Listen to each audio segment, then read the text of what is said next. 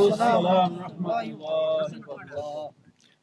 إن الحمد لله نحمده ونستعينه ونستغفره ونعوذ بالله من شرور أنفسنا ومن سيئات أعمالنا من يهده الله فلا مضل له ومن يضلل فلا هادي له وأشهد أن لا إله إلا الله وحده لا شريك له وأشهد أن محمدا عبده ورسوله يا أيها الناس اعبدوا ربكم الذي خلقكم والذين من قبلكم لعلكم تتقون الذي جعل لكم الأرض فراشا والسماء بناء وأنزل لكم من السماء ماء فأخرج به من الثمرات رزقا لكم فلا تجعلوا لله أندادا وأنتم تعلمون আলহামদুলিল্লাহ। আজকে কাঞ্চনপুর তারাবাড়ি দারুল হাদিস সালাফিয়া মাদ্রাসা নির্মাণ কল্পে যে মাহফিল অনুষ্ঠিত হচ্ছে, সেখানে আমি সালাফি ভাইদের সাথে বসতে পেরে নিজেকে ধন্য মনে করছি বলে আলহামদুলিল্লাহ। যে কোনো ভালো কাজে আলহামদুলিল্লাহ বলা, এটা হচ্ছে আদর্শ। আল্লাহর প্রশংসা করলাম। একজন মানুষ তার ভালো কাজগুলিতে সবসময় আলহামদুলিল্লাহ বলবে, আলহামদুলিল্লাহ। এমনকি অসুস্থ হলেও বলতে হয় আলহামদুলিল্লাহ আলা কুল্লি হাল। এই শীতের মধ্যে আপনারা যারা এখানে বসে আছেন, নিঃসন্দেহে ভালোবেসে বসেছেন যে আমাদেরকে ভালোবেসে। এই ভালোবাসার প্রতিদান আল্লাহ তাআলা দিবেন, আমরা আপনাকে দিতে পারবো না। আল্লাহ তাআলা কি প্রতিদান দিবেন? আল্লাহ তাআলা কি প্রতিদান দিবেন? এই ভালোবাসার কারণে আরশের নিচে আপনার ছায়া হয়ে যাবে। আল্লাহু আকবার। রাসূলুল্লাহ সাল্লাল্লাহু আলাইহি ওয়াসাল্লাম বলেছেন যে হাশরের মাঠে কিছু মানুষ এমন নূরের মিম্বরের উপর থাকবে যাদেরকে দেখে অন্যরা গিবতা করবে। ইয়াগবিতুহুম, নবীরা এবং শহীদরা পর্যন্ত গিবতা করবে। তারা বলবে যে এরা কিভাবে ওখানে গেল। এটা একটা আনন্দের বিষয় যে আপনাকে নিয়ে যদি ভালো আল্লাহ ঈমানের জন্য ভালোবাসা হয়, আল্লাহর জন্য ভালোবাসা হয়, আপনাকে নিয়ে কিন্তু গিবতা করবে অন্যরা। এই যে ভালোবাসার বসাটা, এটা কষ্টের বসা। শীতের মধ্যে বসে আছেন, কিন্তু এর মাধ্যমে লাভ কিন্তু অনেক বেশি। ফেরেশতারা ডানা দিয়ে ঢেকে আছে এই মজলিসটা। বিশ্বাস করেন তো? এটা হাদিসে আছে। আপনি তাদের দেখতে পান না, কিন্তু তারা আপনাদেরকে দেখতে পাচ্ছে। আপনি যতক্ষণ পর্যন্ত এখানে বসে থাকবেন, ততক্ষণ তারা আপনার জন্য দোয়া করতে থাকবে এবং আপনার কথা আল্লাহ তাআলা ফেরেশতাদের কাছে আলোচনা করতে থাকবে। এটাও হাদিসে আসছে যে দুনিয়াতে কেউ যদি কোনো আল্লাহকে স্মরণ করে, আল্লাহ তাআলা এর থেকে উত্তম যারা আছে তাদের কাছে, আমাদের থেকে উত্তম যারা আছে, এর থেকে উত্তম একটা মাজলিসের মধ্যে আল্লাহ আমাদের কথা স্মরণ করবেন। আল্লাহু আকবার। আমরা যত বেশি না আল্লাহকে স্মরণ করতে পারছি, আল্লাহ এর চেয়ে বেশি আমাদেরকে স্মরণ করবেন। আল্লাহ তাআলা বলছেন কোরআনে কারীমে, ফাযকুরুনি আযকুরুকুম, আমাকে স্মরণ করো, আমি তোমাদেরকে স্মরণ করব। এই জন্য একজন ঈমানদারের বড় সম্পদ হচ্ছে আল্লাহর জিকির।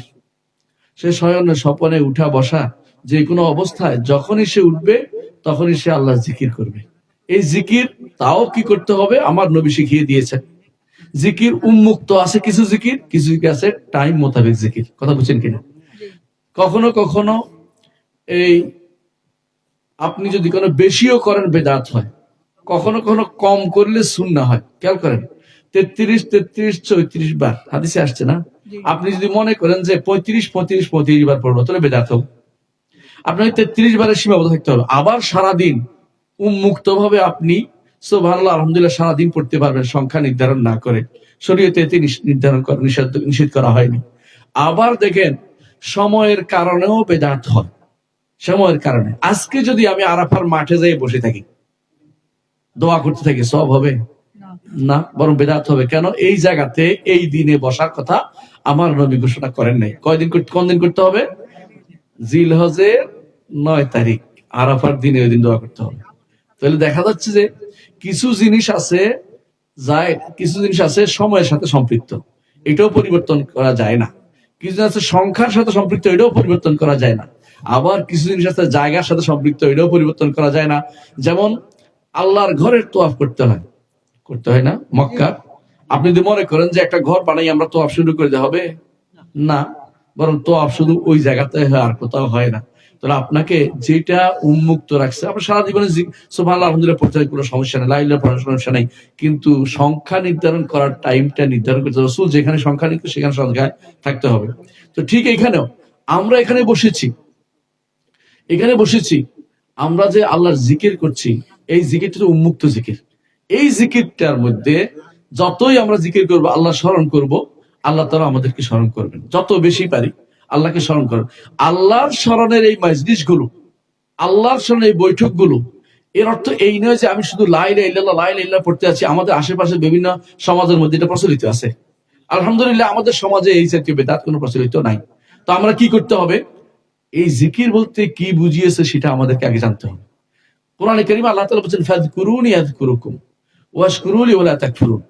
আমাকে স্মরণ করো, আমি তোমাদেরকে স্মরণ করব। কিভাবে স্মরণ করেন? কোরআন তেলাওয়াত ও জিকির, হালাল হারামের আলোচনা জিকির, তাওহীদের আলোচনা জিকির, ঈমানের আলোচনা জিকির, যে কোনো দ্বীনের কথা যেটা আলোচনা সেটাই জিকির।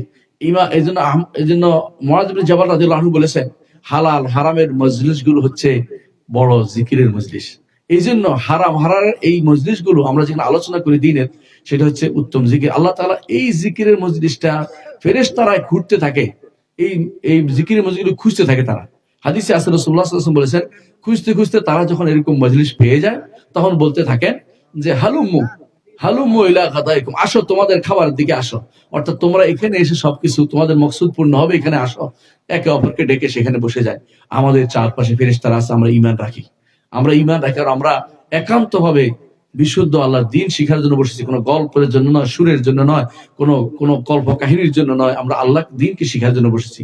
প্রিয় ভাইরা, আমি একটা আয়াত তেলাওয়াত করেছি, এর মাধ্যমে আলোচনা শেষ করবো ইনশাআল্লাহ। আল্লাহ তাআলা বলছেন কোরআনে কারীমে যে ইয়া আইয়ুহাল্লাযীনা আমানু, হে ইয়া আইয়ুহান নাস উবুদু রাব্বাকুমুল্লাযী খালাকাকুম। হে মানুষেরা, মানুষ, আমিও মানুষ, আপনিও মানুষ, কাফেররাও মানুষ, সবাই মানুষ। জগতে কতটি মানুষের কার সন্তান? আদম সন্তান আমরা সবাই। কিন্তু আদম সন্তানের মধ্যে কেউ ইমানদার, কেউ কাফের। আল্লাহ তাআলা বলছেন সূরা তাগাবুনের মধ্যে, ওয়াল্লাযী খালাকাকুম ফামিনকুম মুমিনুন ওয়া মিনকুম কাফির। তোমাদের মধ্যে আল্লাহ তাআলা তোমাদের সৃষ্টি করেছেন, তোমাদের মধ্যে কেউ ইমানদার, কেউ কাফের। তো ইমানদার কিছু আল্লাহ তাআলার খাস বান্দা, তারা ঈমান আনতে পেরেছে। আল্লাহর রহমত যাদের উপর, তারা ঈমান আনতে পেরেছে। কিন্তু যারা ঈমান আনে নাই, এরকম সংখ্যা কিন্তু কম না, অনেক বেশি আছে। তাদের উপর আল্লাহ তাআলা তার নেয়ামত দিয়েছেন কিনা, ইমাম ইবনে কাইয়িম রাহমাতুল্লাহ আলাইহি বলেন, যে ব্যক্তি ঈমান আনে নাই তার উপর আসলেই নেয়ামত দেওয়া হয় নাই। তাকে দেয়া হয়েছে কিরকম জানেন? কুকুরকে মানুষ হাড্ডিটা দিয়ে খুশি করে রাখে। দুনিয়ার বুকে আপনাকে আল্লাহ তাআলা যে যদি ঈমান না দিয়ে থাকেন, আপনাকে কুকুরকে যেমন হাড্ডি দিয়ে খুশি করে রাখা হয়েছে, কাফেরকে সেরকম হাড় দিয়ে খুশি করে রাখা হয়েছে। আসলে তাদের জন্য দুনিয়াতেও কিছু নাই, আখিরাতেও কিছু নাই। তা দুনিয়ার মূল্য এমনিতেই কম। মুহাম্মদ রাসূলুল্লাহ সাল্লাল্লাহু আলাইহি ওয়াসাল্লাম বলেছেন, দুনিয়ার মূল্য যদি মাছের ডানার পরিমাণ থাকতো, আল্লাহ তাআলা কাফেরদেরকে এক ফোঁটা পানি পান করাতেন না, এক ফোঁটা পানি দিতেন না। এরা তো দুনিয়ার মূল্য কম বলে দুনিয়াতে তাদেরকে দিচ্ছেন। কিন্তু আমাদেরকে দুনিয়ার মূল্য কম বলে দুনিয়াকে অবজ্ঞা করলে চলবে না। দুনিয়াতে আল্লাহর দ্বীনের জন্য কাজ করে যেতে হবে। কেন দ্বীনের জন্য কাজ করে যেতে হবে? আমরা সবাই জানি, আমরা আগে আমাদের আদি পিতা কোথায় ছিলেন? জান্নাতে। কোথায় ছিলেন? জান্নাতে থাকার পরে সেখান থেকে কি কারণে বের হয়েছি? আমাদের আদি পিতাকে বের করে দেওয়া হয়েছে আল্লাহ তাআলা একটি কাজে, আল্লাহর নির্দেশকে ভুল করার কারণে, ভুলে কাজটা করে ফেলার কারণে তাকে বের করে দেওয়া হয়েছে। বের করে দেওয়ার সময় বলে দিয়েছেন আল্লাহ তাআলা, ইম্মা ইয়াতিয়ান্নাকুম মিন্নী হুদান ফামান তাবিআ হুদায়া ফালা খাউফুন আলাইহিম ওয়ালা হুম ইয়াহজানুন। তোমাদের কাছে আমার পক্ষ থেকে হেদায়েত যাবে, যে কেউ হেদায়েতের অনুসরণ করবে তার কোনো ভয় থাকবে না, কোনো পেরেশানি থাকবে না। ভয় আর পেরেশানি বুঝছেন? সামনের জীবনের জন্য ভয় আর পিছনের জীবনের জন্য পেরেশানি, অর্থাৎ কোনোটাই আপনার জন্য থাকবে না। যদি শান্তি পেতে চান, তাহলে আপনাকে এমন কাজ করতে হবে যেটার কারণে আপনি চিরজীবন শান্তি থাকতে পারেন। সেটা কি? আল্লাহর হেদায়েতের অনুসরণ করা, আল্লাহর বিধান অনুসরণ করা, আল্লাহ যা বলছে তা শোনা। আল্লাহর বিধান অনুসরণ কেমনে করতে হবে আল্লাহ অন্য আয়াতে বলে দিয়েছেন, ইন্নাল্লাযীনা ক্বালু রাব্বুনাল্লাহু সুম্মা ইসতাকামু ফালা খাউফুন আলাইহিম ওয়ালা হুম ইয়াহজানুন। একই কথা এখানে বলেছেন, যারা বলবে আমার রব হচ্ছেন আল্লাহ, সুম্মা ইসতাকামু, তারপর এর উপর দৃঢ়বোধ আছে, ঈমানের উপরে সব সময় থাকবে। যেই ব্যক্তি ঈমানের উপর থাকবে, যে কেউ ঈমানের উপর থাকতে পারবে, মৃত্যুর আগ পর্যন্ত ঈমানের উপর থাকতে পারবে, সেই ব্যক্তির কোনো ভয় নাই, কোনো পেরেশানি তার পাবে না। সেই ব্যক্তি কোথায় চলে যাবে? আবার আল্লাহর সেই জান্নাতে চলে যাবে, যে জান্নাত থেকে আমাদের বাবাকে বের করে দেওয়া হয়েছে, আমাদের মাকে বের করে দেওয়া হয়েছে। সেই জান্নাতে যেতে হলে যেখানে গেলে আপনার কোনো অভাব হবে না। ইন্নালাকা আল্লাহ তাজুআ ফিহা ওয়ালা তা'রা, এখানে তোমাকে কখনো ক্ষুধার্ত হতে হবে না, তোমাকে এখানে কোনোদিন কোনো খালি গায়ে থাকতে হবে না। অর্থাৎ কাপড়, তোমার ভাত কাপড় বাসস্থান এর ব্যবস্থাপনা আল্লাহ কোথায় দিয়েছে? জান্নাতে দিয়েছে। আর কোথাও কিন্তু এই ব্যবস্থা আপনি পাবেন না। দুনিয়ার মানুষ শত চেষ্টা করুক না কেন, অমুক নীতি তমুক নীতি দিয়ে চেষ্টা করছে কি, যে যেন তারা চেষ্টা করে যে মানুষদেরকে 3 জিনিসের সমাধান দিতে, ভাত কাপড় বাসস্থান, কিন্তু এটা পরিপূর্ণ সমাধান শুধু জান্নাতেই পাবেন। জান্নাতে আমাদের আদি পিতাকে দিয়ে আল্লাহ তাআলা এটা বলেছিলেন যে এখানে তোমার এই 3 জিনিসের কোনোটাই সমস্যা হবে না, খাবার পানীয় কাপড় চোপড় কোনো কিছু সমস্যা হবে না। কিন্তু আমরা সেই সুযোগ হারিয়ে ফেলেছি। দুনিয়াতে এসেছি যেন আবার সেই সুযোগ পেতে পারি, চিরস্থায়ী জান্নাত যা থেকে কোনোদিন বের হব না। ইন্নাল্লাযীনা আমানু ওয়া আমিলুস সালিহাতি কানাত লাহুম জান্নাতুল ফিরদাউসি নুজুলা, নিশ্চয়ই যারা ঈমান এনেছে, আমল সালেহ করেছে, জান্নাতুল ফেরদৌস তাদের জন্য মেহমানদারি রাখা হবে। অর্থাৎ সে মেহমানদারির জন্য জান্নাতুল ফেরদৌস রাখা হয়েছে। অর্থাৎ এই সম্মানিত মেহমানদেরকে সম্মানিত করার জন্য আল্লাহ তাআলা জান্নাতুল ফেরদৌস রেখেছেন। জান্নাতুল ফেরদৌসে গেলে কি হবে?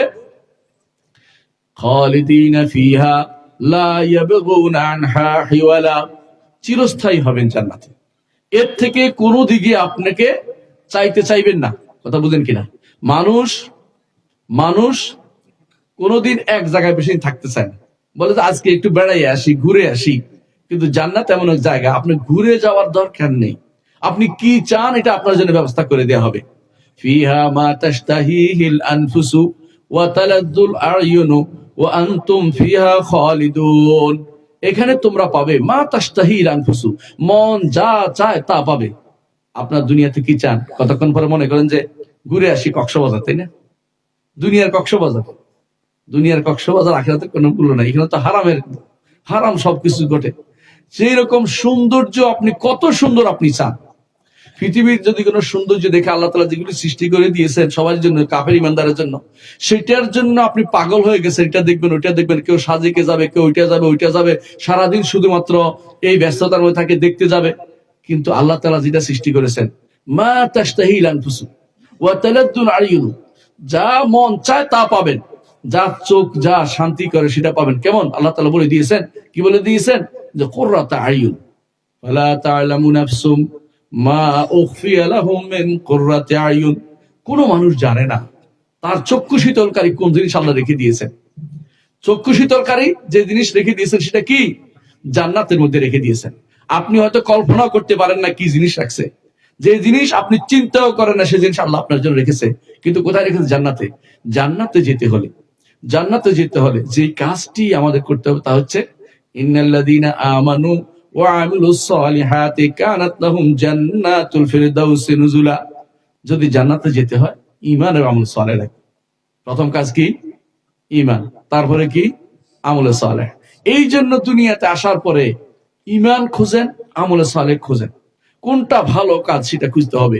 এই যে আজকে আমরা এখানে বসেছি, ঈমানকে বাড়িয়ে নিব। ঈমান বাড়ে, ঈমান কমে। ঈমান বাড়ে কেমনে? যদি আমরা কোরআন তেলাওয়াত করি, মসজিদে যাই, আসা যাওয়ার মাধ্যমে সালাত আদায় করি, নফল সালাত আদায় করি, আল্লাহর কাছে দোয়া করি, তাহলে আমাদের ঈমান বাড়ে। আর যদি কোনো মসজিদে যাওয়া বন্ধ করে দেই, জামাতের সাথে সালাতটা আদায় করলাম না, আল্লাহর কাছে দোয়া কম করলাম, তাহলে আমার কিন্তু ঈমান কমে যাচ্ছে। কমতে কমতে যদি কোনো এমন কিছু হয় যাদের ঈমানটা চলে যায়, তো সর্বনাশ হয়ে যাবে।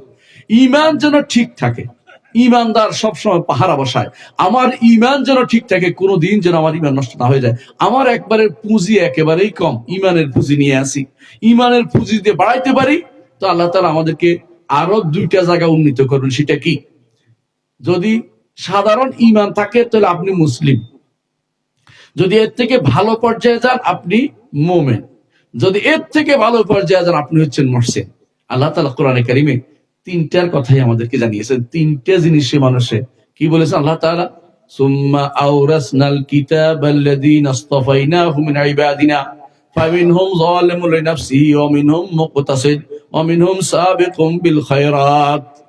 আমার বান্দারা যারা আমার কিতাবের ওয়ারিশ হয়েছে, আমরা তো ওয়ারিশ হয়েছি না, কিতাব পাইছি না, কোরআন পাইছি তো, আল্লাহ তাআলা আমাদেরকে বলছেন এদের মধ্যে 3 শ্রেণী। এক হলো নিজের নফসের উপর জুলুম করে। নফসের উপর কিভাবে জুলুম করে? নফসে জুলুম করছে কিরকম? ফজরের সালাতে জামাতে দিচ্ছে কোনো শীতটাকে শুয়ে রয়েছে, সূর্য উঠার আগে আগে পড়ছে, মানে একেবারে জামাতের কোনো খবর নাই, অথবা একেবারে অন্ধকারকে সাদা ঘড়ি করে পড়তেছে, কারো সুন্নত বের কোনো খবর নাই, নিজের অথবা গুনার কাজ করছে, মিথ্যা কথা বলছে, কারো ঠক দিছে, কারো পয়সা নিয়ে গেছে, এগুলি সবই কিন্তু নফসের উপর জুলুম করা। নফসের উপর জুলুম করে যে ব্যক্তি গেছে সেই ব্যক্তি বিপদে আছে, সেই ব্যক্তি সরাসরি জান্নাতের ওয়াদা পায় নাই, সে বিপদে আছে। কোনো কারণে যদি কোনো তার শিরিক এবং কুফর হয়ে যায় তো কিন্তু চিরস্থায়ী জাহান্নামী হয়ে যাবে। যদি নফসের উপর জুলুমের মধ্যে ইমানটা আছে, আমলে কম হয়েছে, সালাতটা আছে কিন্তু জাকাত কম দিছে, কোনো কারণে হজের টাইম মতো ঠিক মতো করে নাই, অথবা সওমটা ঠিক মতো পালন করে 2-1টা ছুটে গেছে, অথবা অন্যান্য ভালো কাজগুলি করতে যাইয়া দেরি করেছে, ইত্যাদি ইত্যাদি বিভিন্ন কাজে, তাহলে সে কিন্তু যালিমুন লিনাফসি, সুন্দর কাজটা করতে পারে নাই, ফরজ কাজ ঠিক মতো করতে পারে নাই। এই লোককে আল্লাহ তাআলা জান্নাতে দিতে হলে অনেক কিছু পার পেয়ে জান্নাতে যাবে। কিভাবে জান্নাত যাবে? সুপারিশ লাগবে, নবী রাসূলদের সুপারিশ লাগবে, নেককারদের সুপারিশ লাগবে, অথবা এমনকি আমলও সুপারিশ করবে, কোরআন সুপারিশ করবে, কোরআন পড়ছিল কোরআন সুপারিশ করবে, সওম পালন করছিল সওম সুপারিশ করবে। এই সুপারিশের পরে কোন রকমে পার পেয়ে যেতে পারবে জান্নাতের দিকে, সরাসরি জান্নাতে যেতে পারবে না। সরাসরি জান্নাতে যেতে হলে মুমিন হইতে হবে। কি? মুমিন বুঝছেন কিনা? মুমিন হইতে হলে ইমানের যে সমস্ত রোকনগুলি আছে, ইমান রোকন কয়টা ভাই? কয়টা? কেউ 7টা বলছে, আমি শুনছি। 7টা বলা যাবে না, কয়টা? 6টা। শুদ্ধ। ইমানের 6টা রোকনের মধ্যে কোনো সমস্যা হয় নাই, ইমানের 6টা রোকন ঠিক ছিল, বুঝতে পারছো কথাটা? এগুলি একটু পরিবর্তন হলে আর নাই, কোনো কাজ হবে না। আর ইসলামের রোকনগুলির মধ্যে লা ইলাহা ইল্লাল্লাহ মুহাম্মদুর রাসূলুল্লাহ ঠিক ছিল। আর কি ঠিক ছিল? সালাতটাও, ফরজটা ঠিক ছিল, কিন্তু নফল কাজগুলি করে নাই, নফল কাজগুলি কিছু কিছু ছুটে গেছে, তার নফল সালাত পড়ে নাই। এই ব্যক্তি কিছু কিছু নফল সালাত ছুটে যাওয়ার কারণে এই ব্যক্তি মুমিন পর্যায়ে, কি পর্যায়ে? ইমানদার পর্যায়ে। এই ব্যক্তিও জান্নাতে যাবে। আল্লাহু আকবার। প্রথমবারই জান্নাতে চলে যাবে, আটকাবে না। ফরজ, ইমানিয়াত, বুঝছেন তো? আর ইসলামিয়াত, ইসলাম ফরজগুলি, ইমানের যে রোকনগুলি পালন করছে, ইসলামের রোকনগুলি পালন করছে, কিন্তু নফল কাজগুলি তার মধ্যে কিছু কমতি ছিল। এই ব্যক্তি মুমিন পর্যায়ের মানুষ, সেই ব্যক্তিও জান্নাতে চলে যাবে। এই জন্য রাসূলুল্লাহ সাল্লাল্লাহু আলাইহি ওয়াসাল্লামের কাছে এক লোক এসে বলে, ইয়া রাসূলুল্লাহ, আপনার দূত আমাদের কাছে আসছে, আপনার লোক আমাদের কাছে এসে বলছে যে আল্লাহ তাআলা আমার উপর 5 ওয়াক্ত সালাত ফরজ করে দিয়েছে, আমি এটা কি ঠিক? রাসূল বলেন, হ্যাঁ ঠিক বলেছে। বলছে আমি একটু বাড়াবো না, একটু কমাবো না। এভাবে প্রত্যেকটি ফরজের ব্যাপারে রাসূল ওই ব্যক্তি বলেছেন, দমা ইবনে সালাবা রাদিয়াল্লাহু আনহু বলেছেন যে একটু বাড়াবো না, একটু কমাবো না। রাসূল বলেন, যখন লোকটি চলে গেছে, রাসূল বলেন আফলাহা ইন সাদাকা, লোকটি যদি সত্য বলে থাকে, সত্য করে যায়, তাহলে সে অবশ্যই সফল কাম হবে। সফল কাম হওয়া কি বলেন তো? জান্নাতে যাওয়া। আল্লাহ তাআলা জান্নাতে যাওয়ার কথাটা বলেছেন কোরআনে কারিমে, ফামান যুহজিহা আনিন নারি ওয়া উদখিলাল জান্নাতা ফাকাদ ফাজ, যাকে জাহান্নাম থেকে দূর রাখা হয়েছে, জান্নাতে প্রবেশ করানো, সেই ব্যক্তি সফল কাম। তো সফল কাম ওই বলেছেন ওই ব্যক্তিকে, যে ব্যক্তি ঈমান ঠিক রাখছে, আমল ফরজগুলি আদায় করছে, নফলে কমতি হয়েছে, সেই ব্যক্তিও জান্নাতে চলে যাবে, কোনো সমস্যা নাই। কিন্তু আমাদের আমাদের আমলগুলোতে, ফরজগুলি যে আদায় করি, কত রকমের যে বিড়ম্বনা জানেন তো? যখন সালাতে দাঁড়াই তখন কি হিসাব করি? বাজারের হিসাব করি, গরুর হিসাব করি, ক্ষেতের ধানের হিসাব করি, তারপরে পোলাপান কোন দিয়ে গেল রে, খুঁজে রে, ওই ছেলে আসলো না বাড়িতে, তাই না? এই হিসাব কিন্তু চলতে থাকে। আর যদি ছোট বাচ্চারা হয়, তাদের হিসাব হয় কখন এনতে বের হয়ে যাইয়া হ্যাঁ, খেলাধুলা শুরু করব, অথবা মোবাইলটা কখন টিপতে আরম্ভ করব, এই চিন্তায় একটা শব্দ বিপদ থাকে। এর অর্থ হচ্ছে সালাতের ভিতরে আমাদের ঠিক মতো সালাত আদায় করা হচ্ছে না। তখন আমাদের নফলটা এসে সেটা পূর্ণ করবে। মুহাম্মদ রাসূলুল্লাহ সাল্লাল্লাহু আলাইহি ওয়াসাল্লাম বলেছেন, হাসরের মাঠে প্রথম আল্লাহর হকের মধ্যে প্রথম হিসাব নেওয়া হবে সালাতের। প্রথম কি হিসাব নেবে? সালাতের। তারপর যখন কমে যাবে, দেখতে কম হয়েছে, বলে যে দেখো আমার বান্দার কোনো নফল সালাত আছে কিনা। নফল সালাতটা দিয়ে তখন পূর্ণ করা হবে। কিন্তু নফল সালাত যদি পাওয়া না যায়, কি বিপদে আছে বুঝছেন তো? মানে ফরজ ঠিক মতো আদায় হয় নাই, এই জন্য আপনি এখন মুসলিম পর্যায়ে আছেন। এখন আপনার জন্য সুপারিশের দরজা। সুপারিশ পেতে হলে 3টা শর্ত পূরণ করতে হবে। কয়টা? 3টা। 1 নম্বর শর্ত হচ্ছে ঈমানের অংশ থাকতে হবে, ঈমান ঠিক থাকতে হবে। আর 2 নম্বর হচ্ছে আল্লাহর অনুমতি নিতে হবে। 3 নম্বর হচ্ছে যেই ব্যক্তি সুপারিশ করবে সেই ব্যক্তির উপর আল্লাহ সন্তুষ্ট থাকতে হবে। এই 3টা শর্ত। যার জন্য সুপারিশ করবে তার উপর আল্লাহ সন্তুষ্টি কেন ঈমান আছে, আর যিনি করবেন তিনি আগে পার হয়ে গেছেন, তিনি করবেন। একমাত্র মুহাম্মদ রাসূলুল্লাহ সাল্লাল্লাহু আলাইহি ওয়াসাল্লাম ছাড়া কেউ হাসরের মাঠে আর কেউ সুপারিশ করবে না। সবাই সুপারিশ করবে পার হওয়ার পরে। পার হওয়া উচিত কিনা? জান্নাতে যাওয়ার পরে সুপারিশ করবে, এরা কেউ সুপারিশ করবে না। এরা কেন সুপারিশ করবে? সবাই নিজে নিয়ে ব্যস্ত। সবাই বলে নাফসি নাফসি, আমার নিজেকে আমি কি করব, তোমাকে যেদিন তোমাকে কিছু দিব না। চিন্তা করে দেখুন, আল্লাহ তাআলা বলছেন কোরআনে কারীমে, ইয়াউমা ইয়াফিরুল মারউ মিন আখি ওয়া উম্মিহি ওয়া আবিহি ওয়া সাহিবাতিহি ওয়া বানিহি, যেদিন পালাবে। আজকে আপনি বিশাল সম্পদ রেখে যাচ্ছেন, এই সন্তানের জন্য বাড়ি গাড়ি জায়গা জমি কত কি রেখে যাচ্ছেন। আপনার স্ত্রীর জন্য গয়না গাটি কিনে দিচ্ছেন, এইটা দিচ্ছেন, ওইটা দিচ্ছেন, কিন্তু এই স্ত্রীও আপনার থেকে পালাবে, আপনার সন্তানও পালাবে, আপনার পিতাও পালাবে, আপনার বন্ধু বান্ধব পালাবে, কেউ আপনার কাছে থাকবে না। আল আখিল্লাউ বা'দুহুম লিবা'দিন আদুউন ইল্লাল মুত্তাকুন, মুত্তাকিরা ছাড়া এই দুনিয়ার যে বন্ধু বান্ধব হয়েছিল সব পালাতে থাকবে। কেমন বন্ধু বান্ধব হয়েছে? দোস্ত চল সিনেমাটা দেখি ফেল, দোস্ত চল ওই একটা ভালো খেলা চলতেছে খেলাটা দেখে আসি, দোস্ত ওখানে হারামটা দেখে আসি।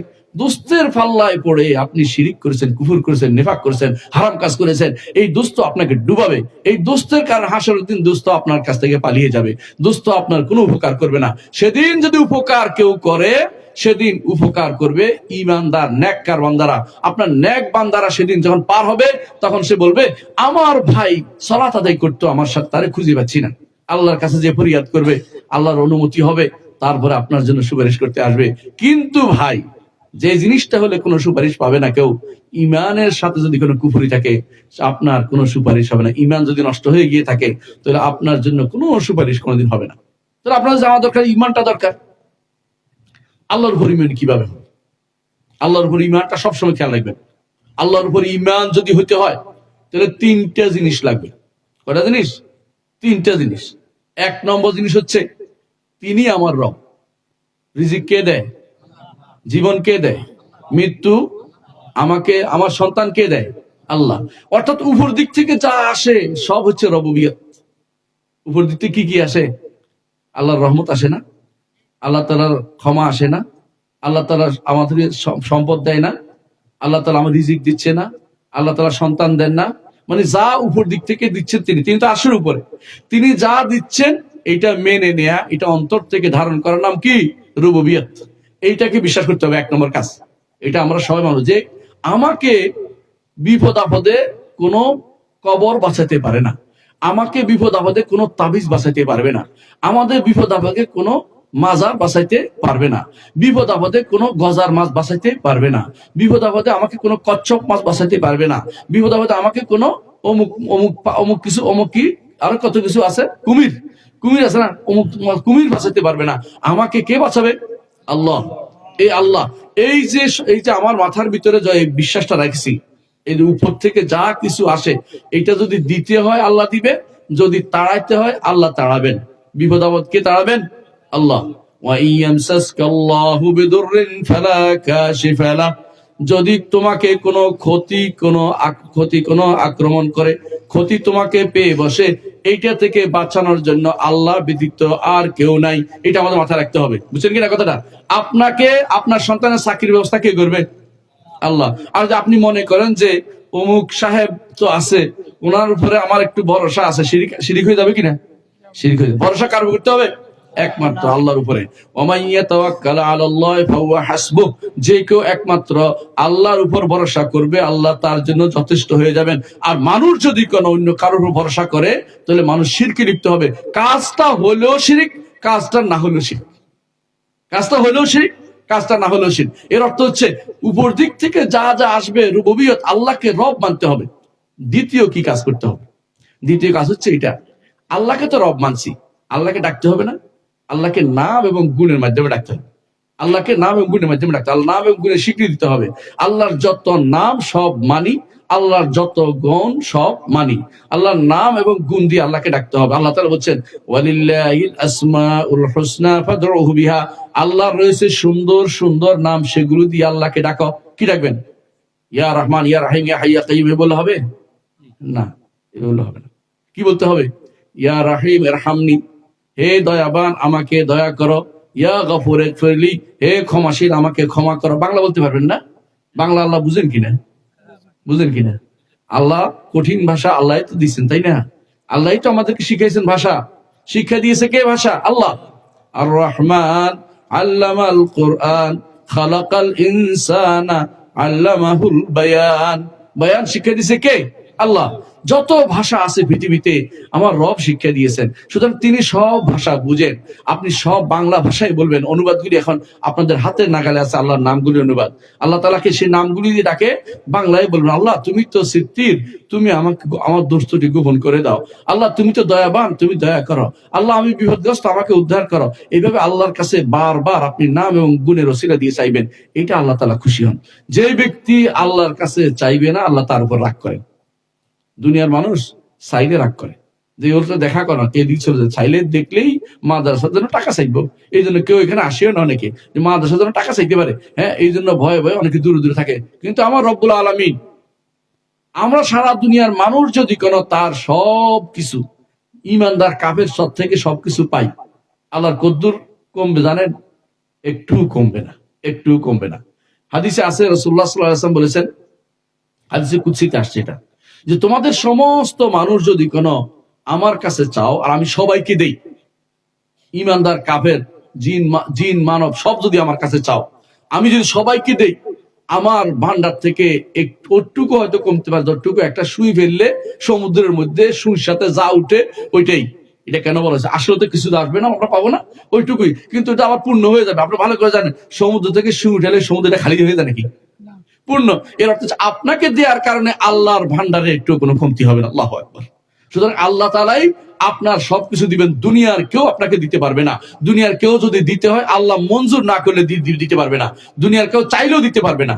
অনেক মানুষ আছে একজনকে ধনী করার জন্য এইটা দেয়, ওইটা দেয়, ওইটা দেয়, আর সেই ব্যক্তি মনে করছে যে এগুলি তো ঠিক জিনিস না, একজনের কাছে বিক্রি করে দেয়। ধনী হয়ে যেতে হতে পারে না, কেন? আল্লাহ তাআলার মঞ্জুর নাই, যে সে ব্যক্তি আল্লাহর উপর ভরসা করে নাই। আল্লাহর উপর যে ব্যক্তি ভরসা করবে, ওমাই ইয়াতাওয়াক্কাল আলাল্লাহি ফাহুয়া হাসবুহ, আল্লাহ তাআলা তার জন্য যথেষ্ট হয়ে যাবেন। সুতরাং দ্বিতীয় কাজ, ঈমান শুদ্ধ হতে হলে আল্লাহর নাম এবং গুণ সবগুলি মানতে হবে। আল্লাহ কোথায় আছে এটা ঠিক রাখতে হবে। আল্লাহ কোথায় আছেন? আরশের উপরে। যদি আপনাদের সমাজ ছাড়া অন্য কোন সমাজ হইতো, কইতো কি আল্লাহ সর্বত্র বিরাজমান। যে কেউ বলবে আল্লাহ সর্বত্র বিরাজমান, সে ব্যক্তি কাফের, এবং তার কোনো সালাত হয় না, যাকাত হয় না, কিছু কবুল হয় না। এমনকি সে ব্যক্তির পিছনে সালাত আদায় করা জায়েজ নাই। সে ব্যক্তির সালাত আদায় করা তার পিছনে জায়েজ নাই, কারণ সে ব্যক্তি ইমানদার নয়, এবং তার সন্তানগুলিও বৈধ সন্তান হবে না। কারণ ইমানদার নয় যেহেতু, আপনি বুঝতে পারছেন, মুরতাদ হয়ে গেছে। ইমানদার মোরতাদ হওয়া বেশি খারাপ সাধারণ কাফের অবস্থা চেয়ে। কাফের তো দিন বুঝে না বলে কাফের হয়েছে, আর মোরতাদ হয়েছে দিন থেকে বেরিয়ে যাওয়ার কারণে।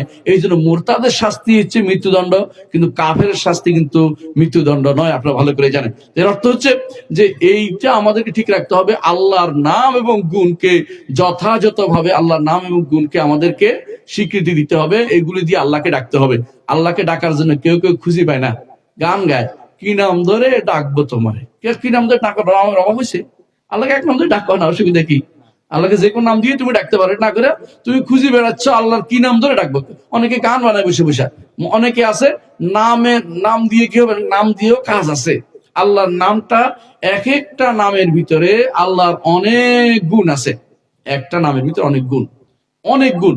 ধরেন কাদির, ক্ষমতা তার একটা নাম বললাম, আল্লাহর নাম না কাদির? আপনি আব্দুল কাদির নাম রাখেন না? আল্লাহ তাআলার নাম হচ্ছে কাদির। তো আল্লাহ তাআলা কাদির নামের অর্থ হচ্ছে তিনি ক্ষমতাবান। ক্ষমতাবান একটা গুণ। দ্বিতীয় গুণ হচ্ছে তিনি আপনাকে দিতে ক্ষমতা রাখেন কিনা, হ্যাঁ জানেন, তাহলে আপনাকে দেওয়ার ক্ষেত্রে তিনি সেখানেও তিনি ক্ষমতা রাখেন। আপনার সম্পর্কে তিনি জানেন কিনা, দিবেন কেমন নইলে, তাহলে এটাও ক্ষমতা রাখেন। তাহলে আল্লাহ তাআলা এক একটা নামের ভিতরে একাধিক গুণ আছে, এর বাইরে অনেক গুণ আছে, এগুলি সবগুলি স্বীকৃতি দিতে হবে। এটা হচ্ছে দ্বিতীয় কাজ। 3 নম্বর, এবার আপনার কাজ। এতক্ষণ দিতে কে আল্লাহ দিছে না, আল্লাহ রিজিক দিছে, আপনি আল্লাহর জন্য দিবেন কিনা, আপনি যেটা আল্লাহর দিকে দিবেন এটার নাম হচ্ছে উলুহিয়া বা ইবাদত। সহজ জিনিস না, কঠিন না। আল্লাহ আপনাকে সৃষ্টি করেছেন, আপনি স্বীকৃতি দিয়েছেন আল্লাহ আমার স্রষ্টা, এটা হচ্ছে রুবুবিয়ত। আল্লাহ যেহেতু আমার স্রষ্টা, আল্লাহর জন্য আমি ইবাদত করব, এটা হচ্ছে উলুহিয়ত। মানে আল্লাহ এবং আপনার মাঝে, আল্লাহ এবং আপনার মাঝে হচ্ছে আল্লাহ তাআলা দিয়েছেন, আমি আল্লাহর জন্য দিব। আল্লাহ তাআলা আমাকে রিজিক দিয়েছেন, আমি আল্লাহর জন্য যাকাত দিব।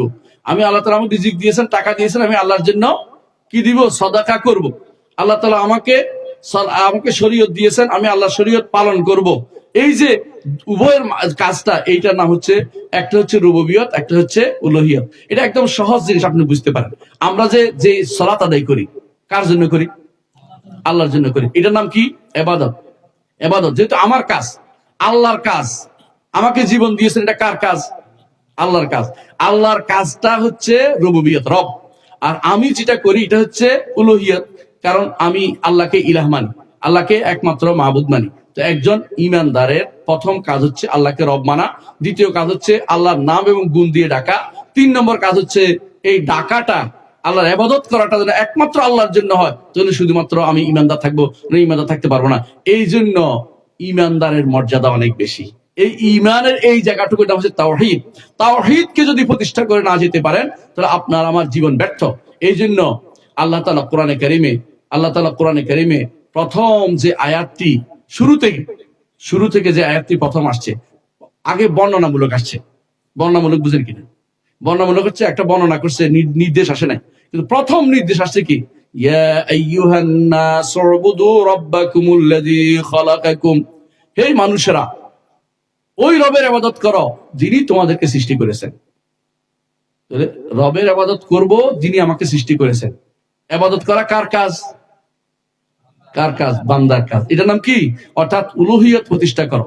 আল্লাযী খালাকাকুম, যিনি তোমাকে সৃষ্টি করেছেন, কার জন্য, রবের জন্য, যিনি আমাকে সৃষ্টি করেছেন। তাহলে একই প্রথম নির্দেশ যেটা দিয়েছে সেটা অর্থ হচ্ছে একমাত্র আল্লাহর ইবাদত করো যিনি তোমাকে সৃষ্টি করেছেন। সুতরাং এই কাজটি প্রথমে করতে হবে, আল্লাহর ইবাদত করতে হবে। এইটাকে আমাদের খেয়াল রাখতে হবে। যে ব্যক্তি এটা করেন তারা হচ্ছে মুওয়াহহিদ।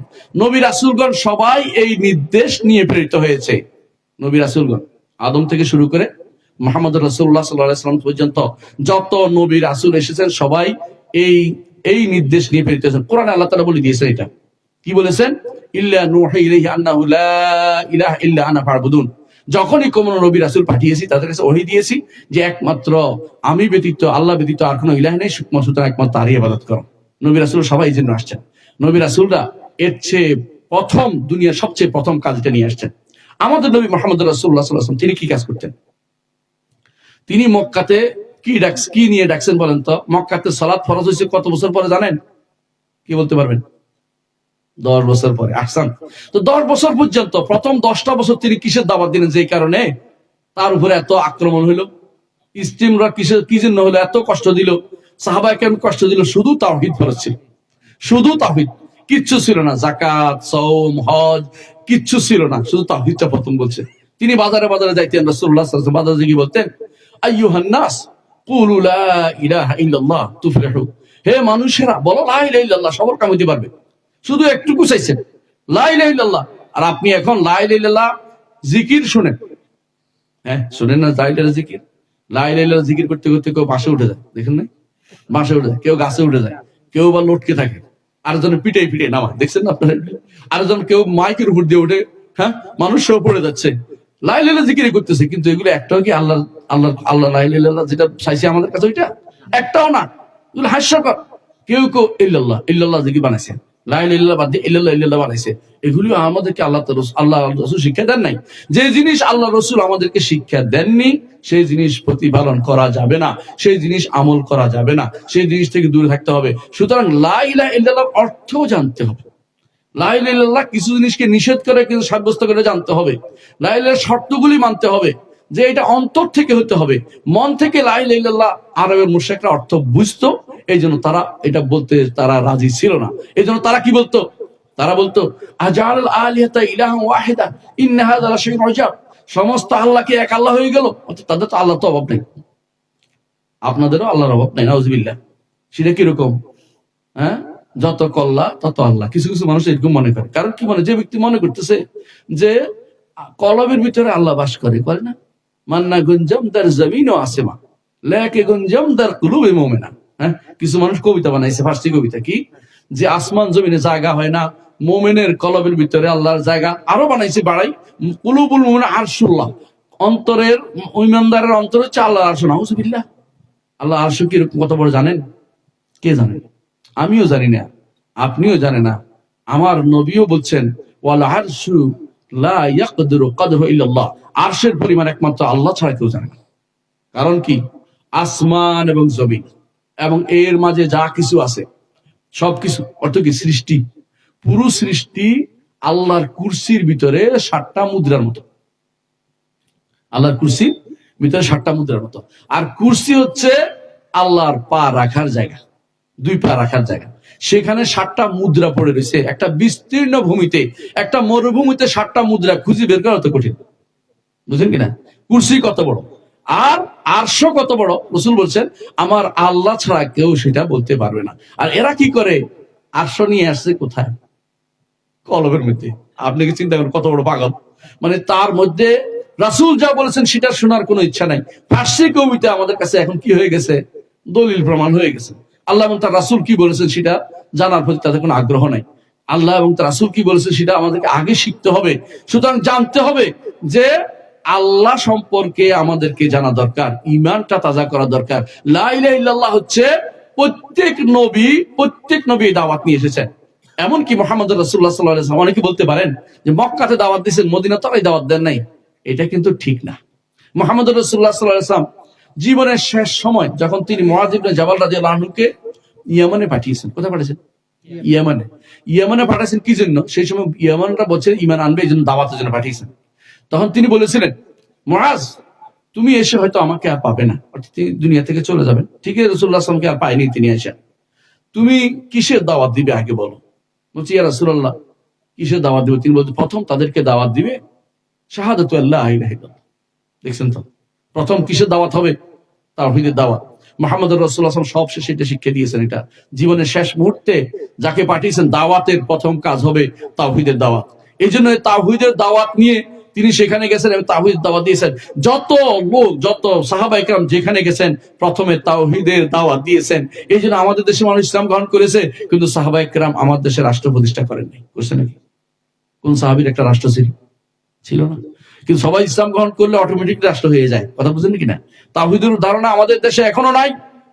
শতকরা 90% মানুষ এখনো তাওহীদ মানে না। 90% মানুষকে এখন তাওহীদ বোঝানো যায় না। তাওহীদ যদি মানতো এত মাজার থাকতো? তাওহীদ যদি মানতো এত ভক্তি, মাজার গজার মাছের প্রতি থাকতো? এত কচ্ছপের প্রতি এত ভক্তি কোথায় যাইত? তাওহীদ তো আল্লাহ তাআলাকে যদি মানতো তাহলে এই দেশটা এত বেশি কুফরিতে লিপ্ত হতো না। প্রিয় ভাই, অনেকে বলতে পারে আমাদের সমাজ তো অনেকে ভালোই আছে, আমাদের সমাজ তো ইয়া করে না, কবর পূজা করে না, কিন্তু কিছু মতবাদের পূজা করে। এটা বিশ্বাস করেন কিনা? কি মতবাদ জানেন তো? গণতন্ত্র একটা কুফরি মতবাদ। আপনাদের সমাজের লোকেরা কিন্তু গণতন্ত্রের কথা বলে না? না বললে তো কয় কি গণতন্ত্রের সুপ্রতিষ্ঠার জন্য আন্দোলন করে এই হচ্ছে সে হচ্ছে। হ্যাঁ, আবার শহীদও দাবি করে। গণতন্ত্র প্রতিষ্ঠার জন্য আন্দোলন করলে শহীদ হবে না? মুহাম্মদ রাসূলুল্লাহ সাল্লাল্লাহু আলাইহি ওয়াসাল্লামকে জিজ্ঞাসা করা হয়েছিল, আমাদের মধ্যে কেউ যুদ্ধ করে বীর বলার জন্য, কেউ যুদ্ধ করে নিজের বংশের মর্যাদা রক্ষার জন্য, কেউ যুদ্ধ করে নিজেকে প্রতিষ্ঠা করার জন্য, কেউ যুদ্ধ করে সম্পদের জন্য, কে শহীদ? রাসূলুল্লাহ সাল্লাল্লাহু আলাইহি ওয়াসাল্লাম বলেছেন, মান কাতালা লিতাকুনা কালিমাতুল্লাহি আল-উলিয়া, যে ব্যক্তি আল্লাহর কালিমাকে বুলন্দ করার জন্য যে ব্যক্তি যুদ্ধ করবে সেই ব্যক্তি হচ্ছে শহীদ, এবং শহীদ হবে সেই ব্যক্তি হচ্ছে আল্লাহর পথে যুদ্ধ করছে। একটু চিন্তা করেন, আল্লাহর কালিমা কোনটা প্রথম? লা ইলাহা ইল্লাল্লাহ, কালিমাতুল্লাহি আল-উলিয়া, ওয়া কালিমাতুল্লাযিনা কাফারু হিয়া সুফলা। আল্লাহ তাআলা বলছেন কাফেরের কালেমা হচ্ছে নিচু, ঈমানদারের কালেমা হচ্ছে উঁচু। ঈমানদারের কালেমা হচ্ছে লা ইলাহা ইল্লাল্লাহ, আর কাফের এটা বলতে চায় না, তার শিরকের কালেমা, এইজন্য শিরকি কালেমাগুলো হচ্ছে নিচু। মুহাম্মদ রাসূলুল্লাহ সাল্লাল্লাহু আলাইহি ওয়াসাল্লাম তিনি যখন নবুয়ত পেলেন, তিনি হজের মৌসুমে তিনি দেখতেন যে হাজিরা আসছে, বিভিন্ন জায়গা থেকে আসছে। তিনি দাওয়াত নিয়ে তাদের কাছে যাইতেন। কিভাবে যাইতেন? দেখছেন যে তারা বলতেছে লাব্বাইক লা শারীকা লাক। আমরা এখন হাজিরা বলি না, লাব্বাইক আল্লাহুম্মা লাব্বাইক, লাব্বাইক আল্লাহুম্মা লাব্বাইক, লাব্বাইক লা শারীকা লাক। এদুর বলেছে বলতে থামো আর বলিও না, এটা তো চমৎকার। আল্লাহ আমি হাজির, আপনার কোনো শরীক নেই। সুন্দর কথা না? এটা তাওহীদের কথা। কিন্তু এরপরেই তারা চিন্তা করলো, ওদের বিবেক আছে তো, যে আমরা যদি বললাম আল্লাহ কোনো শরীক নাই, তাহলে লাত, মানাত, উজ্জা এবং এইটার ভিতরে 360টা মূর্তি, এগুলি কি করব? তো এগুলো তো বেহুদা। না, তো কি করতে হবে? একটু বদলাইতে হবে। কি বদলাইতে হবে? ইল্লা শারীকান হুয়া লাকা তামলিকুহু ওয়া মা মালাক। তবে কিছু শরীক আছে যেটার আপনি মালিক, তারা আপনার মালিক নয়। মানে একটা প্যাচ মারা কথা বুঝছেন তো? এটা প্যাচ দিয়ে দিল, যাতে করে অন্তত তাদের ওলি আল্লাহদের রক্ষা হয়। আজও যদি আপনি তাদেরকে বলেন যে আল্লাহ ছাড়া কেউ আপনার কোনো উপকারটি করতে পারবে না, হাসরের মাঠে কেউ জাহাজ নিয়ে আসবে না, হাসরের মাঠে কেউ এটা নিয়ে আসবে না। হাসরের মাঠে কেউ তো জাহাজ নিয়ে কথা বুঝেন কিনা? কোন পীরের মুরিদরা বিশ্বাস করে হাসরের মাঠে তাদের পিসাব জাহাজ নিয়ে আসবে। এমন এটা নয়, শুধু কোন পীর বিশ্বাস করে কবরের মধ্যে, পীরের মুরিদরা বিশ্বাস কবরের মধ্যে পিসাব আসবে। কি শিখা দেওয়ার জন্য? মান রাব্বুকা ওয়া মা দীনুকা ওয়া মান নাবিয়ুকা, এটা উত্তর উনি দিয়ে দিবে, আমার কোনো দরকার নাই আর। নাউযুবিল্লাহ। এটাও বিশ্বাস করে। আপনি বিশ্বাস করেন কিনা ওয়াজ শুনবেন আপনারা, দেখবেন এটার মধ্যে আউযুবিল্লাহ মিথ্যা কুফরি শিক্ষা দিচ্ছে। এই কুফরি শিক্ষা দেওয়া হচ্ছে, এই দরবারগুলোতে কুফরি চালু করা হচ্ছে। এই যে কুফরি চালু করা হচ্ছে, এটা সম্পূর্ণরূপে নবী রাসূলদের তাওহীদের বিরোধী। এগুলি হচ্ছে কালিমাতুল্লাযিনা কাফারু হিয়া সুফলা, নিচু কালেমা। আর আল্লাহর কালেমা হচ্ছে সবার উপরে। আল্লাহর কালেমা হচ্ছে লা ইলাহা ইল্লাল্লাহ। এই লা ইলাহা ইল্লাল্লাহ কোরআনেরও কথা, লা ইলাহা ইল্লাল্লাহ আল্লাহর সমস্ত কিতাবের কথা। লা ইলাহা ইল্লাল্লাহ ফজরের সালাতের মধ্যে আজান হইলে লা ইলাহা ইল্লাল্লাহ বলেন না? এমনকি যখন সালাত শেষ করেন তখন লা ইলাহা ইল্লাল্লাহ বলেন না? 3 বার বলেন লা ইলাহা ইল্লাল্লাহ ওয়াহদাহু লা শারীকা লাহুল মুলকু ওয়া লাহু, বলেন না? আরো অনেকগুলো লা ইলাহা ইল্লাল্লাহ 12 বার বলতে থাকেন, 3 বার 4 বার করে বলতে থাকেন, এমনকি 10 বার পড়েন এটা। তারপরে কেউ বলছে 100 বার হাদিসে আছে পড়েন। কারণ আবার যখন রাসূলুল্লাহ সাল্লাল্লাহু আলাইহি ওয়াসাল্লাম বলেছেন, দেখেন মান কান আখিরু কালামি লা ইলাহা ইল্লাল্লাহ দাখালা জান্নাহ, যার সর্বশেষ কালাম হবে লা ইলাহা, জান্নাতে প্রবেশ করবে। সর্বশেষ কালাম বুঝছেন কি? মরার সময় কি বলবেন? লা ইলাহা ইল্লাল্লাহ বলে মরে গেছেন, জান্নাতে যাবেন। কিন্তু অর্থ জানি বলতে হবে। শুধু মুখের মধ্যে উচ্চারণ করাই দিচ্ছেন, কলা গাছের নিচে গিয়ে নিয়ে মনে করাই দিচ্ছেন, কোন লোক থেকে মনে করাই দেয়, ওগুলো কিন্তু কাজে আসবে না। অর্থ জেনে যে লা ইলাহা ইল্লাল্লাহ অর্থ হচ্ছে এটা, আল্লাহ ছাড়া কারো ইবাদত করব না, আল্লাহ ছাড়া কারোর জন্য সিজদা করব না, আল্লাহ ছাড়া কারো কাছে আহ্বান জানাবো না, আল্লাহ ছাড়া কারোর উপর ভরসা করব না, আল্লাহ ছাড়া কাউকে ভয় পাবো না, আল্লাহ ছাড়া কারো কাছে আশা করব না, আল্লাহ ছাড়া কাউকে মাত্রাতিরিক্ত ভালোবাসবো না। আল্লাহকে সবকিছু চেয়ে বেশি ভালোবাসতে হবে। আল্লাহর ভালোবাসা বুঝেন? আপনি তো স্ত্রী ভালোবাসেন না, খাবার ভালোবাসেন না, এটা নিষেধ নাই। কেন? এটা স্বাভাবিক ভালোবাসা। আল্লাহর জন্য ভালোবাসা হইতে হবে। স্ত্রী যদি কোনো আল্লাহর বিরুদ্ধে চলে, আল্লাহর জন্য তাকে ঘৃণা করতে হবে। সন্তান যদি আল্লাহর বিরুদ্ধে চলে, আল্লাহর জন্য তাকে ঘৃণা করতে হবে। কিন্তু যদি সন্তান আল্লাহর কথা অনুসারে চলে, স্ত্রী আল্লাহর কথা অনুসারে চলে, স্বামী আল্লাহর কথা অনুসারে চলে, তাহলে আল্লাহর জন্য তাকে ভালোবাসা। এই জন্য আল হুব্বু ফিল্লাহ ওয়াল বুগদু ফিল্লাহ, আল্লাহর জন্য ভালোবাসবেন, আল্লাহর জন্য কাউকে ঘৃণা করবেন। আল্লাহর জন্য যদি কাউকে ভালোবাসেন, সেটা হচ্ছে আমরা প্রথমে বলেছিলাম, সেটার পুরস্কার অসাধারণ। আপনি এই পুরস্কার এত বেশি পাবেন যে আপনি খুশি হয়ে যাবেন সেদিন। আল্লাহর জন্য আমি ভালোবেসেছিলাম, আল্লাহর জন্য ভালোবাসা। খাবার দাবার স্বাভাবিক ভালোবাসা, কিন্তু যদি কোনো এই ভালোবাসা, যে স্বাভাবিক ভালোবাসাটা আল্লাহর ভালোবাসার উপরে উঠে যায়, তখন সেটা শিরকে পরিণত হয়ে যায়। কথা বুঝছেন কিনা? আপনি যদি মনে করেন টাকা দরকার, আমার টাকা দরকার, কোত্থেকে পাই বড় কথা নয়, শিরিক করি কুফরি করি যেমনি পাই, টাকা পাইলে আমার চলে, আপনি কিসের ইবাদত করতেছেন? টাকার ইবাদত করতেছেন। আপনি যদি মনে করেন যে শিরিক কুফর এগুলি বড় কথা নয়, আমার দরকার হচ্ছে চাকরিটা, কিসের ইবাদত করছেন? চাকরি ইবাদত করছেন, বুঝছেন তো? আপনার বউ আপনাকে বলছে যে এটা করতে হবে ওইটা করতে হবে, কুফরি শিরক করতেছে, ওই মাজারে 10টা টাকা দিয়ে আসো, আপনি বলছেন যে কোনো সমাধানে বউ যেটা বলে এটা আমি মানি, তাহলে কি হবে? এটা বউয়ের ইবাদত করতেছেন। স্বামী, আপনার স্বামী এটা বলছে এটা বলছে এটা বলছে, স্বামীর কথা শুনছে, আল্লাহর বিরুদ্ধে যাইয়া সরাসরি স্বামী হচ্ছে আমার সব, এটা মনে করছেন, আপনি স্বামীর ইবাদত করতেছেন। আল্লাহর কথার উপরে যেটা উঠে যাবে, আল্লাহর ভালোবাসার উপরে যেটা উঠে যাবে, যেটাকে প্রাধান্য দেন, সেটা আপনার ইবাদতে পরিণত হয়ে যাবে। আমার কথা নয়, মুহাম্মদ রাসূলুল্লাহ সাল্লাল্লাহু আলাইহি ওয়াসাল্লাম বলে দিয়েছেন। বলেন, দলিল দেন। রাসূলুল্লাহ সাল্লাল্লাহু আলাইহি ওয়াসাল্লাম বলেছেন, তায়েসা আব্দুদ দিনার, ধ্বংস হোক দিনারের দাস। তায়েসা আব্দুদ দিরহাম, ধ্বংস হোক দিরহামের দাস। তারপর রাসূল বলেছেন, তায়েসা আব্দুল খামিলা, তায়েসা আব্দুল খামিসা, ধ্বংস হোক কাপড়ের দাস, ধ্বংস হোক চাদরের দাস। চাদরের দাস কেমনে হয়? চাদরের চিন্তা করে কেউ? অর্থ কি? চাদর এত ভালোবাসছে যে প্রয়োজনে শিরিক করতে কোনো ব্যাপার না, বুঝলেন কিনা? কাফেরের দেশে আপনারা এখন থাকতে চান সম্পদের জন্য, লাভ কি শান্তিতে বসবাস করার জন্য, সন্তানকে প্রোভাইড করার জন্য। প্রিয় ভাইরা, কতদিন বাঁচবে? মরলে কার কাছে যাবে? আল্লাহর কাছে যেতে হবে, আল্লাহর কাছে যেতে হবে।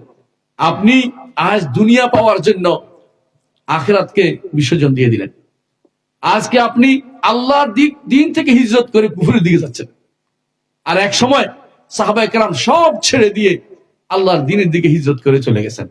আপনাদের কি মনে আছে সোহাইব রাদিয়াল্লাহু আনহু? সোহাইব আর-রুমি মক্কায় আসার পর তিনি ব্যবসা করছেন, ব্যবসা করে এত ধনী হয়ে গিয়েছিলেন। ধনী কাকে বলে? কিন্তু যখন তিনি ইসলাম গ্রহণ করছেন, মক্কাবাসী লোকেরা ধরে বললো যে আমাদের এখানে এসে তোমার পাখা গজাইছে, মানে তুমি পয়সা হয়েছো, এই পয়সা সব রেখে যেতে হবে। তিনি বলছে সব রেখে যাবো, আমার ইমান দিয়ে ছেড়ে দাও। চিন্তা করেছেন কিসে হিজরত করেছে? অর্থাৎ দুনিয়া ছেড়ে ইমানের দিকে, দ্বীনের দিকে হিজরত করেছে। আর আমরা দ্বীন ছেড়ে দুনিয়ার দিকে হিজরত করতে চলে যাচ্ছি বেশিরভাগ মানুষ। আমরা চিন্তাও করি না আমার কুফরি কোথায় হচ্ছে, একটু চিন্তা করে বুঝাই দিচ্ছে, একটু বুঝবে। তারপরে বলে যে তোমার বউ তো মক্কাবাসী, তুমি আমাদের মেয়ে নিয়ে যেতে পারবে না। বলছে তোমাদের মেয়ে রেখে দেন, আমি চলে যাবো, আমি আমার রবের দিকে চলে যাচ্ছি। বলে যে তোমার এই কাপড়টা, শরীরের কাপড়টা, এটাও রেখে দিতে হবে, কারণ এটাও মক্কাতে গেছে। বলে তারপরে ছেড়ে দিব? বলে হ্যাঁ, তারপরেও ছেড়ে দিব, তারপরে ছেড়ে দিব। তারপর তাকে ছেড়ে দিয়েছে, কাপড়টা খুলে রেখেছে। একজন থেকে ধার করা একটা কাপড় নিয়ে কোন রকমে মদিনায় পড়ছে। রাসূলুল্লাহ সাল্লাল্লাহু আলাইহি ওয়াসাল্লাম বললেন, রাবিহা সোহাইব, সোহাইব লাভবান হয়েছে, সোহাইব সফল কাম হয়েছে। এই সোহাইব হচ্ছেন যিনি মদিনাতে ঘরে ঘরে ইসলামকে পৌঁছে দিয়েছেন। এই সোহাইব তিনি মারা গেছেন। রাসূলুল্লাহ সাল্লাল্লাহু আলাইহি ওয়াসাল্লাম এর সাহাবী বলতেছেন, যখন তাকে টেনে আনা হলো এক পাশে ঢাকনা দেওয়ার জন্য, আরেক পাশ খালি হয়ে যাচ্ছে, এই পাশে টান দিলে ওই পাশ খালি হয়ে যাচ্ছে। এরকম সোহাইব আর-রুমি রাদিয়াল্লাহু আনহু তিনি মারা গেলেন, কিন্তু সম্পদকে তিনি বড় করে দেখেন নাই, ঈমানকে বড় করে দেখেছেন। আমরা আজ সম্পদ, ক্ষমতা, বিভিন্ন জিনিসের জন্য ঈমানকে ছাড় দিতে সামান্যতম দ্বিধা করছি না। আমাদের ঈমান কি ঠিক আছে? চিন্তা করে দেখুন। শুধু গণতন্ত্র নয়, সমাজতন্ত্র তো মনে যায়, তাই না? হ্যাঁ, কুফরি মতবাদ, কাফের হয়ে যাবেন। আমাদের সমস্যা হচ্ছে আমরা যেটা মাটিতে আছে দেখতেছি, যেটা মতবাদে মাথায় ধারণ করছি, এগুলো দেখি না, এগুলি তো কুফরি। হ্যাঁ, গণতন্ত্র হলো, সমাজতন্ত্র হলো, তারপরে সেকুলারিজম কি জায়েজ? ধর্মহীনতা, যেটা নাম দিয়েছেন ধর্ম নিরপেক্ষতা, ধর্মহীনতা আসলে ধর্ম বিরোধিতা। কারণ অক্সফোর্ড যে এনসাইক্লোপিডিয়া আছে, ওইটার মধ্যে সেকুলারিজমের অনুবাদ করা হচ্ছে ধর্মহীনতা। অর্থাৎ ধর্ম কখনো আসতে পারবে না আপনার পরিবারে, আসতে পারবে। ধর্ম কোথায় থাকবে? ওই ধর্ম যেখানে থাকে, মসজিদে থাকবে। বাড়িতে আসতে পারবে না, সমাজে আসতে পারবে না, রাষ্ট্রে আসতে পারবে না। এই চিন্তা চেতনা লালন করে কত মানুষ বলেন তো? এই দেশে এখন অনেকেই সেটা লালন করে। আজকেও দেখলাম আপনাদের এক বড় নেতা বলতেছে যে কোরআন নিয়ে রাজনীতি করবেন না, মানে কোরআনের মধ্যে রাজনীতি নাই। মানে সে বলছে রাজনীতি মানে বড় নীতি। কোরআনে যদি কোনো বড় নীতি না থাকে, বড় নীতি ওর পেটের ভিতরে, ও কোত্থেকে নিয়ে আসে? ও কি ইমানদারের বাচ্চা হলে এটা বলতে পারতো? সে ইমানদার নিয়ে বসে আছে, সে কিভাবে এই কথাগুলি বলে? কিভাবে এই কথাগুলি বলতে পারে যে ধর্মের এটা নাই, ওইটা নাই, ইমান ইসলাম, ওইটা ইসলাম কমপ্লিট কোড অফ লাইফ, এটা সব আছে, ইসলামের সব থাকতে হবে।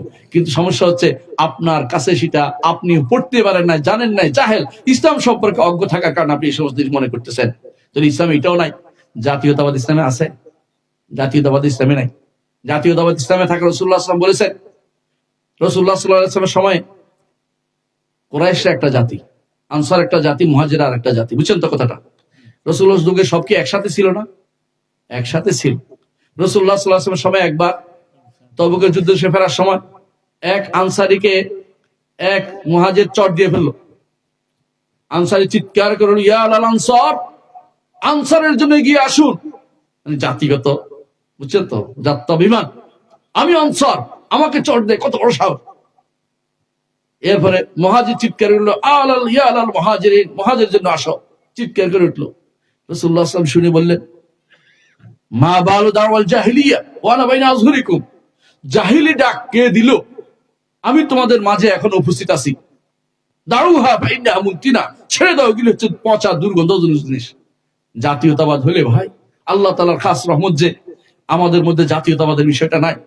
কিন্তু কোন কোন জাতি আছে সাদা চামড়া কালো চামড়া ভাগ করে, বছরের বছর ধরে শত শত বছর মানুষকে দাস করে রেখেছে, দাস হিসেবে বিক্রি করে দিয়েছে। এই যে আমেরিকাতে কালো শ্রেণীটা আছে, এদের আসল জায়গা কোথায় ছিল? আফ্রিকা। এরা সেনেগাল থেকে, ওখানে স্লেভ ডোর একটা আছে, এখান থেকে চুরি করে নিয়ে গেছে, নিয়ে ওখানে বিক্রি করছে, মানুষের কষ্ট দিয়েছে। স্পষ্ট এই ঘটনা সবাই জানে, ইতিহাস সাক্ষী এগুলি, ইতিহাস সাক্ষী এগুলি। কষ্ট দিয়েছে এমন এখনো পর্যন্ত যদি কোনো সাদাদের কোনো স্কুল হয়, কালোরা ঢুকতে পারে না। ও বাইরে ভিন্ন একটা কাপড় দিয়ে তাকে আলাদা পড়াইতে হয়, ওরা একসাথে পড়তেও রাজি নেই, এখনো পর্যন্ত সেটা হয়। এর অর্থ হচ্ছে কতটুকু তারা মানুষের ভিতরে বিভেদ সৃষ্টি করে দিয়েছে, আপনারা বুঝতে পারছেন? আল্লাহ তাআলা এই জিনিসটা আমাদের থেকে উঠিয়ে দিয়েছেন। এটা হচ্ছে অবিয়াতুল জাহিলিয়া, জাহিলি কাজ। রাসূলুল্লাহ সাল্লাল্লাহু আলাইহি ওয়াসাল্লামের কাছে বেলাল হাবাশী ছিলেন, ছিলেন কিনা? সুহাইব আর-রুমি ছিলেন কিনা? সালমান ফারসি ছিলেন কিনা? এমনকি যায়েদ ইবনে হারেসা দাস হিসেবেও ছিলেন। এর অর্থ হচ্ছে রাসূলুল্লাহ সাল্লাল্লাহু আলাইহি ওয়াসাল্লাম তিনি সবাইকে নিয়েছিলেন, সেখানে কোনো জাত্যাভিমানের কোনো কিছু ছিল না, জাতীয়তাবাদ এই জন্য ইসলাম অনুমোদিত না। এটা নিয়ে উস্কে দেওয়া হচ্ছে এটা জাহিলি মতবাদ, এটা ইসলাম অনুমোদন করে না। এগুলি মাথার ভিতর থেকে তাড়িয়ে দিতে হবে, নাহলে আপনি বুঝতে পারছেন যে আপনি এখন পর্যন্ত ঈমানের স্বাদ পাননি। ঈমানের অনেক কিছু আছে, বাহ্যিক শিরকে লিপ্ত না হলেও অভ্যন্তরীণ চিন্তাগত শিরকে অনেকে লিপ্ত হয়ে আছে, যে এটা করা যাবে না, এটা তো ইসলাম, এটা তো আমার দরকার, এটা তো ইসলাম। অনেকে যারা মনে করে ইসলাম কমপ্লিট কোড অফ লাইফ নয়, বর্তমানে ইসলাম চলবে না সব জায়গাতে, সেই ব্যক্তি কিন্তু ঈমানদার হতে পারে নাই। বর্তমানে ইসলাম চলবে, এমনকি ইসলামের কোন একটা সিম্বল নিয়ে যে ব্যক্তি ঠাট্টা মস্কারি করবে, যেমন কেউ নারীর পর্দা নিয়ে অথবা কোন মানুষের দাড়ি নিয়ে ঠাট্টা মস্কারি করবে, সে ব্যক্তি কিন্তু কাফের হয়ে যাবে। তাহলে কাফের হওয়ার বিষয়টি অত্যন্ত কাছে চলে আসছে, যে অনেক মানুষ এই কারণে কুফরি করে ফেলতেছে। প্রিয় ভাইয়েরা, আমি আমার কথা দীর্ঘ করবো না, আমি শুধু এটাই বলবো, অবশ্যই নবীরা প্রথম যে কাজটি করেছে সেটা কি? তাওহীদের দাওয়াত দিয়েছেন। এই তাওহীদের দাওয়াত ঘর থেকে শুরু করতে হবে। আপনার ঘরে যেন কখনো এই শিরিক জিনিসটা না থাকে, এটা আপনি খেয়াল করবেন। আপনার ঘরে যেন শিরক কুফর না থাকে, সেটা খেয়াল করবেন। এটা অবশ্যই আমাদেরকে খেয়াল রাখতে হবে যে নবী রাসূলরা যে দাওয়াত দিয়েছেন সেই দাওয়াতের মধ্যে আমাদের থাকতে হবে। প্রিয় ভাইরা, এখন বলি আমাদের সমাজে যে সমস্যাটা আসছে, এটা কোথেকে আসছে? সমস্যাটা আসছে এই জন্য, ইংরেজ আমলের আগে আমাদের দেশের শিক্ষা ব্যবস্থা কিন্তু ইসলামী শিক্ষা ব্যবস্থায় ছিল। বুঝলেন কিনা কথাটা? ইংরেজরা আসার আগে আমাদের দেশে কেউ ইংরেজি শিখতো না। সর্বোচ্চ কি শিখতো জানেন? ফার্সি শিখতো। কেন ফার্সি শিখতো? রাজারা ফার্সিতে ফরমান জারি করতে, এই জন্য। বুঝলেন কথাটা? তাহলে কি তারা আসলে এগুলি শিখার জন্য মাদ্রাসা তারা করে নাই। তখনকার সময় প্রতিষ্ঠান তাদের যা ছিল, তখনও প্রতিষ্ঠান ছিল। এই দেশের শিক্ষা ব্যবস্থা ওই সুলতানি আমলে অনেক মাদ্রাসা ছিল। এমনকি আপনারা জানেন যে বড় বড় মাদ্রাসার মধ্যে ঢাকাতে একটা মাদ্রাসা ছিল, যেখানে বিখ্যাত একজন হাদিস বুখারী নিয়ে দেশে আসছেন, বিখ্যাত একজন ব্যক্তি সোনার গায়ে এসে একটা মাদ্রাসা প্রতিষ্ঠা করছে, তখনকার ইউনিভার্সিটি প্রতিষ্ঠা করছে। সেখানে কোনো এই ইউনিভার্সিটিগুলোতে এখন যে সমস্ত সাবজেক্ট পড়ানো হয়, এগুলি পড়ানো হতো না। কিন্তু আমরা এখন ধীরে ধীরে ইংরেজদেরকে তাড়িয়েছি ঠিক, ইংরেজদের সভ্যতাকে তাড়াতে পারিনি। আমাদের মাথার ভিতরে ইংরেজদের সভ্যতা। আমরা এখন সারাদিন চিন্তা করি আমার সন্তান পাশ করলে তার একটা প্যান্ট কিনা দরকার, তার একটা শার্ট কিনা দরকার, একটা ব্লেজার কিনা দরকার। আমি চিন্তা করি না আমার ছেলে বড় হলে একটা পায়জামা পরবে, একটা পাঞ্জাবি পরবে, এইটা হলে তো আবুল হয়ে গেল। বুঝলেন না কথা? মানে ছেলের প্রতি একটা নেগলেক্টেড ধারণা চলে আসলো, আলেমের প্রতি আপনার নেগলেক্ট হচ্ছে, এটা কিন্তু কুফরি কাজ। আল্লাহ তাআলা কোরআনে কারীমে বলেছেন, কি বলেছেন কোরআনে কারীমে? ওমর আল্লাহ দুঃখের আয়াত রব্বি, তার চেয়ে বড় জালেম আর কি হইতে পারে? যাকে আল্লাহ তার রবের বিভিন্ন সিম্বল দিয়ে তাকে আল্লাহ তাআলা সম্পর্কে স্মরণ করিয়ে দেওয়া হচ্ছে। সুম্মা আরাদা আন, মুখ ফিরিয়ে থাকে। দিন থেকে যারা মুখ ফিরিয়ে থাকবে তারা ঈমানদার না, তারা কাফের। আমার কথা আল্লাহ বলছে, কি বলছেন? ইন্না মিনাল মুজরিমিনা মুনতাকিমুন, আমি মুজরিমদের থেকে অবশ্যই প্রতিশোধ দিব। এরা মুজরিম, আল্লাহ দিন থেকে বিমুখ থাকে। কি করে? পড়বেও না, পড়াবেও না। বুঝছেন কিনা? আমি নিজেও পড়তে দিব না, পড়াবো না। এমন একটা জিনিস, আমাদের তো এটা করার কথা ছিল না। রাষ্ট্রের দায়িত্ব হচ্ছে শিক্ষা ব্যবস্থাপনা করে দেয়া, এটাই তো নিয়ম। সব জায়গাতে এটা ছিল। মুহাম্মদ রাসূলুল্লাহ সাল্লাল্লাহু আলাইহি ওয়াসাল্লাম বদরের যুদ্ধে বন্দীদেরকে বলছে, যারা এদেরকে এই আমাদের আনসার বা মুহাজির বাচ্চাদেরকে যারা লেখা শিখিয়ে দিতে পারবে তাকেও আমরা ছাড় দিব। শিক্ষা ব্যবস্থা কত গুরুত্ব দিয়েছে আমাদের খেয়াল করছে? শিক্ষা ব্যবস্থার কত গুরুত্ব দিয়েছে? সেই শিক্ষা ব্যবস্থার গুরুত্ব আমাদের অন্তর থেকে উঠে গেছে। আমরা এখন এমন একটা প্রজন্ম তৈরি করছি যারা ইংরেজির দালালি করবে, কুফরের দালালি করবে, শিরকের দালালি করবে। তারা জীবনে কোনো ইসলাম শিখবে না। আমাদের স্কুলগুলোতে যেগুলি আমাদের চোখের সামনে আছে, এগুলিতে ইসলামের কয়টা সাবজেক্ট পড়ানো হয় বলেন তো? একটা, এটার নাম কি? ইসলামিয়াত না? ইসলাম শিক্ষা। এটা কি বাধ্যতামূলক? ঐচ্ছিক। এটা কি হয়েছে? ঐচ্ছিক। এটার নম্বর কত জানেন? 50 নম্বর। প্রিয় ভাই, যেখানে ফুল নম্বর হওয়া দরকার ছিল এখানে অন্যটা হওয়া দরকার ছিল শাখা। এখন মূল জায়গা দখল করে ফেলছে শাখায়। হ্যাঁ, মূল আছে আমাদের সবাই, মূল আছে, মূলের লেজ লম্বা হয়ে গেছে। মূল ছিল, মূলের থেকে লেজ লম্বা হয়ে গেছে। মূল লেজের দিকে তাকাচ্ছি আমরা, লেজ হবো। আমরা কেউ মূল হইতে চাই না, আর মূল জিনিস হইতে চাই না। আমরা এখন সব লেজ হইতে চাই। এই জন্য বেশিরভাগ মানুষ, আমাদের দরকার ছিল এত কষ্ট করে প্রতিষ্ঠান তৈরি করা। প্রতিষ্ঠান আমরা কেন তৈরি করি? কারণ এই প্রতিষ্ঠানগুলোতে যেগুলি এখন আছে, কোথাও আল্লাহ সম্পর্কে কিছু আমাদেরকে জানানো হয় না। এমনকি এই মাদ্রাসাগুলো, সরকারি মাদ্রাসাগুলোতে একটা ছেলে কামেল পাশ করে তাওহীদ বলতে পারবে না, আপনি বিশ্বাস করেন বলতে পারবে না। তাওহীদ শিখে না এরা। রাসূলুল্লাহ সাল্লাল্লাহু আলাইহি ওয়াসাল্লাম উপর ঈমান আনতে হলে যে 5টা জিনিস লাগে, এটাও তারা শিখে নেয়। রাসূল ঈমান আনতে কয়টা জিনিস লাগে? 5টা জিনিস। কি? 1 নম্বর হচ্ছে রাসূল যা বলেছেন, যা বলেছেন তা সত্য। রাসূল কি বলেছেন? আল্লাহ আছেন, ফেরেশতা আছেন, কিয়ামত আছে, কবর আযাব আছে, হাসরের মাঠে কি আছে, সব কিছু বলছেন আমার রাসূল। যা সংবাদ দিয়েছেন তা সত্য। এবং রাসূল সংবাদ দিয়েছেন আগের উম্মতের হত্যা করা, উম্মতকে আল্লাহ ধ্বংস করেছেন, সংবাদ দিয়েছেন না? নূহ আলাইহিস সালাম কাউমকে পানি দিয়ে মেরেছেন, আল্লাহ সংবাদ দিয়েছেন রাসূল। কোরআনে কারিমে আল্লাহ বলেছেন রাসূল যা সংবাদ দিয়েছেন তা কি সত্য। 1 নম্বর কাজ। 2 নম্বর হচ্ছে রাসূল যা নির্দেশ দিয়েছেন তা মানতে হবে। 3 নম্বর, রাসূল যা নিষেধ করেছেন তা ছাড়তে হবে। 4 নম্বর, রাসূল যে শরীয়ত দিয়েছেন সেই শরীয়ত অনুসারে চলতে হবে। 5 নম্বর, রাসূলকে নিজের পরিবার পরিজন, নিজের নফসের চেয়ে বেশি ভালোবাসতে হবে। কয়টা বলছি? এই 5টা জিনিস যতক্ষণ পর্যন্ত আপনার না হবে ততক্ষণ আপনি ঈমানদার হইতে পারছেন না। এই কথা কি আপনাদের কোন স্কুলে আছে না মাদ্রাসায় আছে? আমাকে বলেন তো। কোথাও নাই, কোথাও নাই। এই মাধ্যমগুলি পড়ানো না। পড়াইলে সমস্যা কি জানেন? পড়াইলে তো আপনি অন্য মতবাদ আনতে পারতেছেন না। আপনার অন্য মতবাদ গুলা চালু হবে না। কারণ রসুলের নির্দেশ মানতে হবে, রসুলের নিষেধ ছাড়তে হবে, রসুলের যা দিয়েছেন সেটা শরীয়ত হিসেবে নিতে হবে।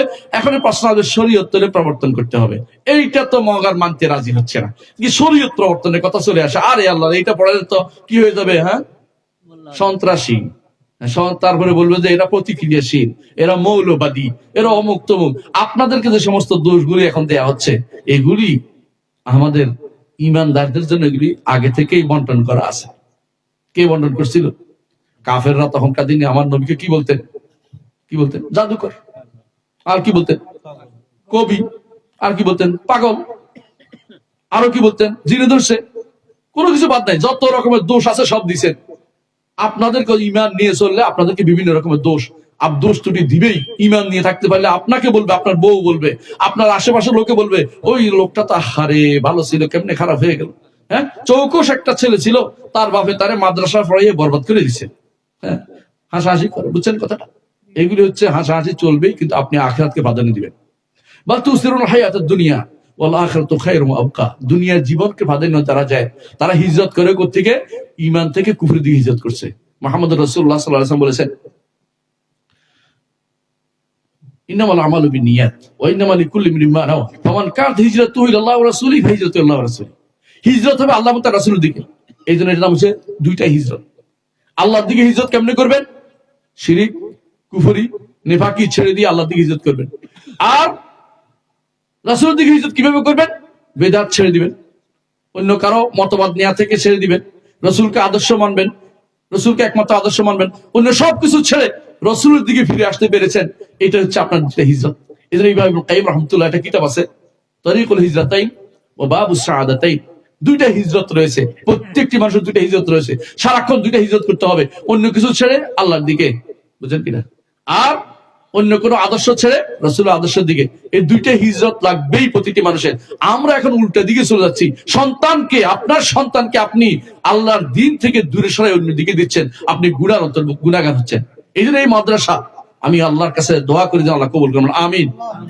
এই মাদ্রাসাতে আপনাকে শিক্ষা দেওয়া হবে তাওহীদ। এই মাদ্রাসা আপনাকে তাওহীদ শিক্ষা দেওয়া হবে। যদি সরকারি মাদ্রাসায় শিক্ষা দেওয়া হয়তো আমাদের এত কষ্ট করার দরকার ছিল না। আমরা কেন আপনাদের কাছে চাচ্ছি, আপনারা যেটা এই মাদ্রাসার জন্য করবেন সেটা হবে সাদাকাতুন জারিয়া। যদি সরকারি মাদ্রাসার জন্য করতেন সাদাকা জারিয়া হতো ওই সময়, যদি সেখানে আল্লাহর দ্বীনকে সঠিকভাবে পড়ানো হতো। কিন্তু আপনি জানেন সেখানে মাত্র 4-5টা কোর্স ব্যতীত 17-18টা কোর্স পড়ানো হয়, একটাও ইসলামের সাথে কোনো সম্পর্ক নাই। দুনিয়া দুনিয়া দুনিয়া দুনিয়া দুনিয়া দরকার আছে। দুনিয়া যদি আখিরাতুল প্রাধান্য পেয়ে যায়, তখন সেটা হয়ে যাবে কিসের, একটু আগে বলছিলাম, মনে আছে তো?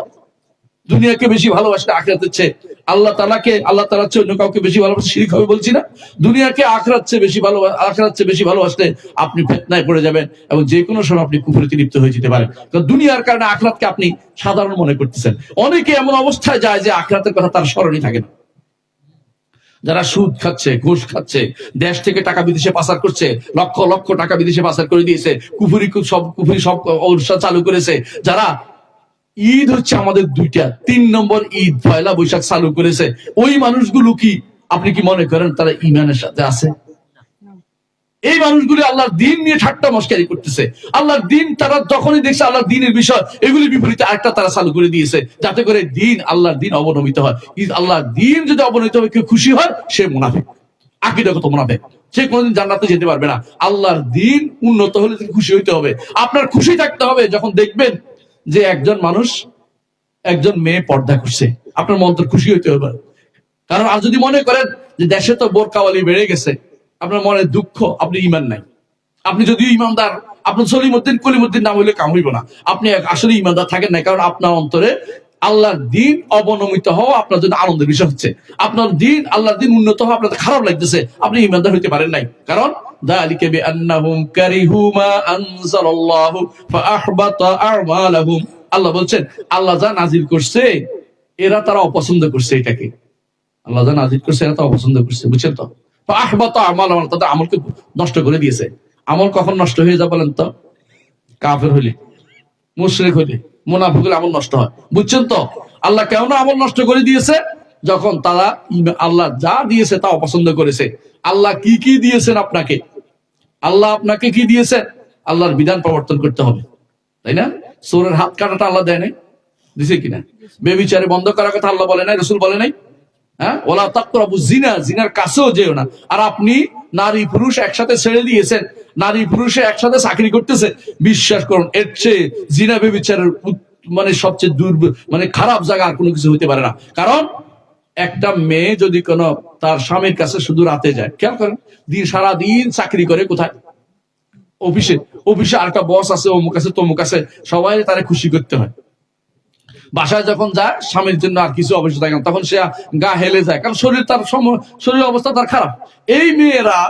এই মেয়েরা সারাদিন যাদের সাথে থাকে তাদেরকে কেউ ভালোবেসে ফেলতে পারে।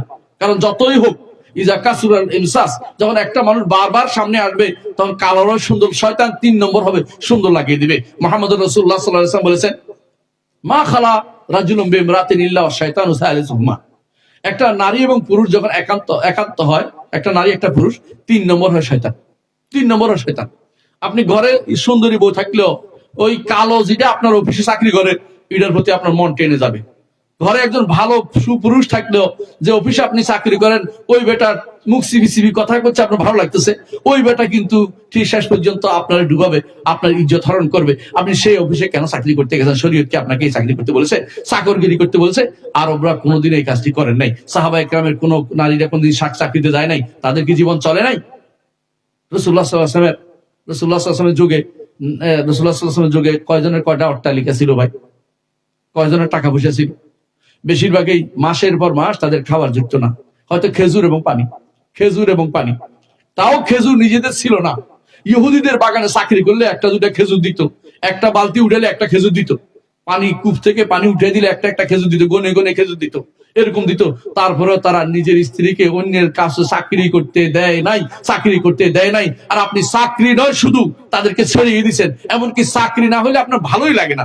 এই মেয়ে চাকরি না করলে কেমন হলো, টাকা পয়সা আমি একা কেন করবো? আরে আত্মমর্যাদা বোধ তোমার, তুমি যে পুরুষ, তুমি কোথায় পৌরুষত্ব তোমার কথা? তোমার স্ত্রী আরেকজনের কাছে চাকরি করবে কেন? তোমার স্ত্রী আর দেখবে কেন?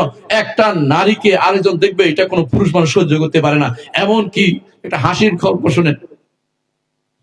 আরব দেশে এক বেটা দোয়া করতেছে, ওই যে যখন জানাজা পড়ে না, তখন তো আল্লাহ শব্দ করে উচ্চারণ করে দোয়া করতে, আল্লাহ তাকে তার তার বউ মারা গেছে আর কি, এখন পাশের লোকে দোয়া করতেছে, আল্লাহ তাকে তার স্বামীর থেকে উত্তম স্বামী মিলাই দিছে এক থাপ্পড় করে। কিরে, আমি আমার বউর সাথে খারাপ ব্যবহার করছি, তুই কেমনে বুঝলি?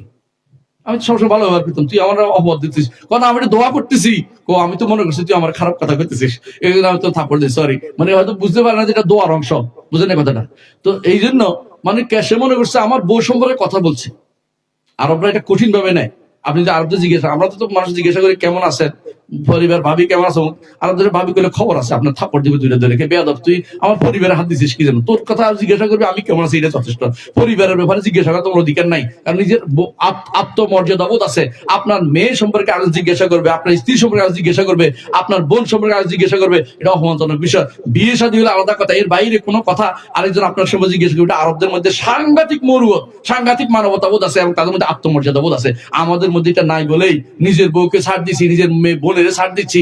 এরা হচ্ছে দায়ুস, এরা হচ্ছে কি দায়ুস। এটা কেমনে বলে দায়ুস? আমার কথা নয়, আমার কথা নয়। রাসূলুল্লাহ সাল্লাল্লাহু আলাইহি ওয়াসাল্লাম দায়ুসের জন্য কি বলেছেন? লা ইয়াদখুল জান্নাহ, জান্নাতে যাবে না। কেন? কারণ ওই ব্যক্তি দায়ুস যে ব্যক্তি নিজে জানে যে তার স্ত্রী, তার কন্যা, তার ফুফু, তার বোন ইত্যাদি তার পরিবারের লোকেরা হারাম কাজে লিপ্ত আছে, আর সে চুপ মেরে বসে আছে, সেই ব্যক্তি দায়ুস। বুঝতে পারছেন?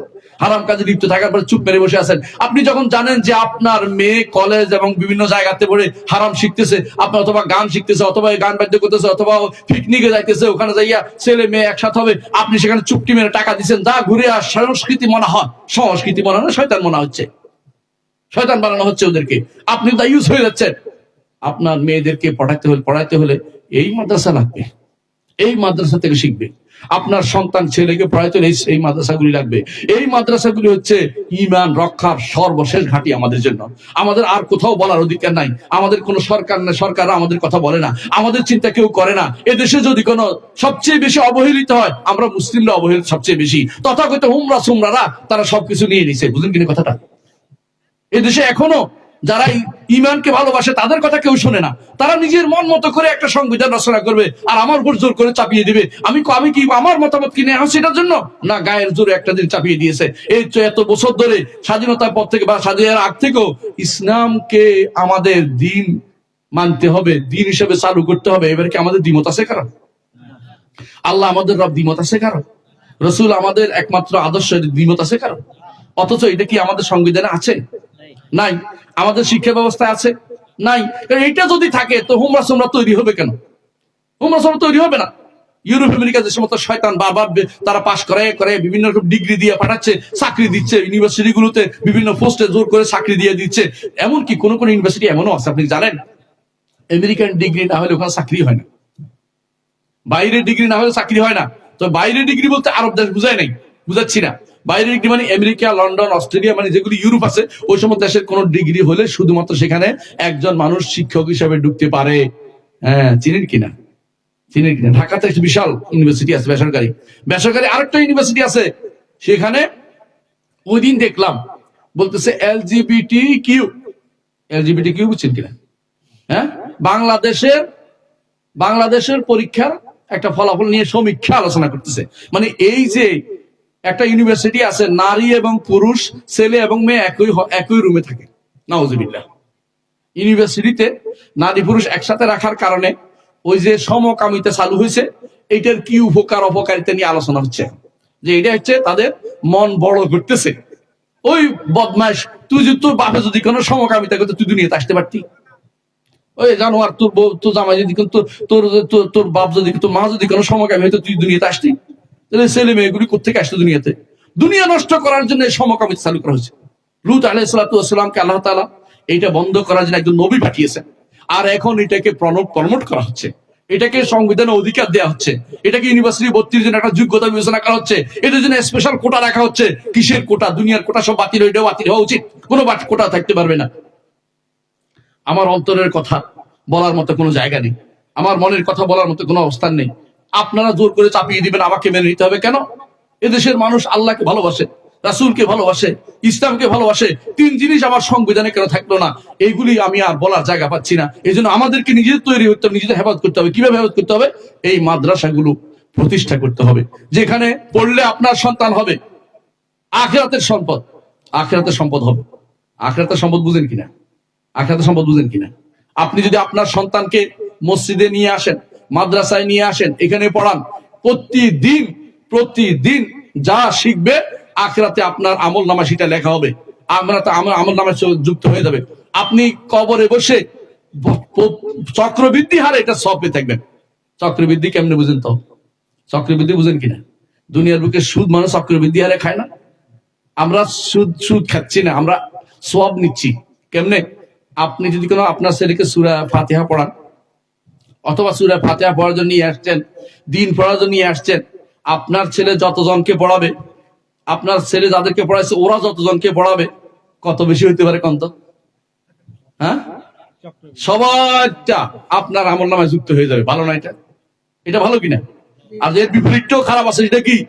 আপনি যদি কোনো আপনার সন্তানকে ইউরোপে পাঠিয়ে থাকেন, তারা সেখান থেকে সমকামিতা শিখে আসছে, আল্লাহর দ্বীনের বিরুদ্ধে কথা শিখে আসছে, শরিয়ার বিরুদ্ধে কথা বলবে, আল্লাহর শরীয়ত বাস্তবায়নে বাধা দিবে, তাহলে আপনি কি করবেন?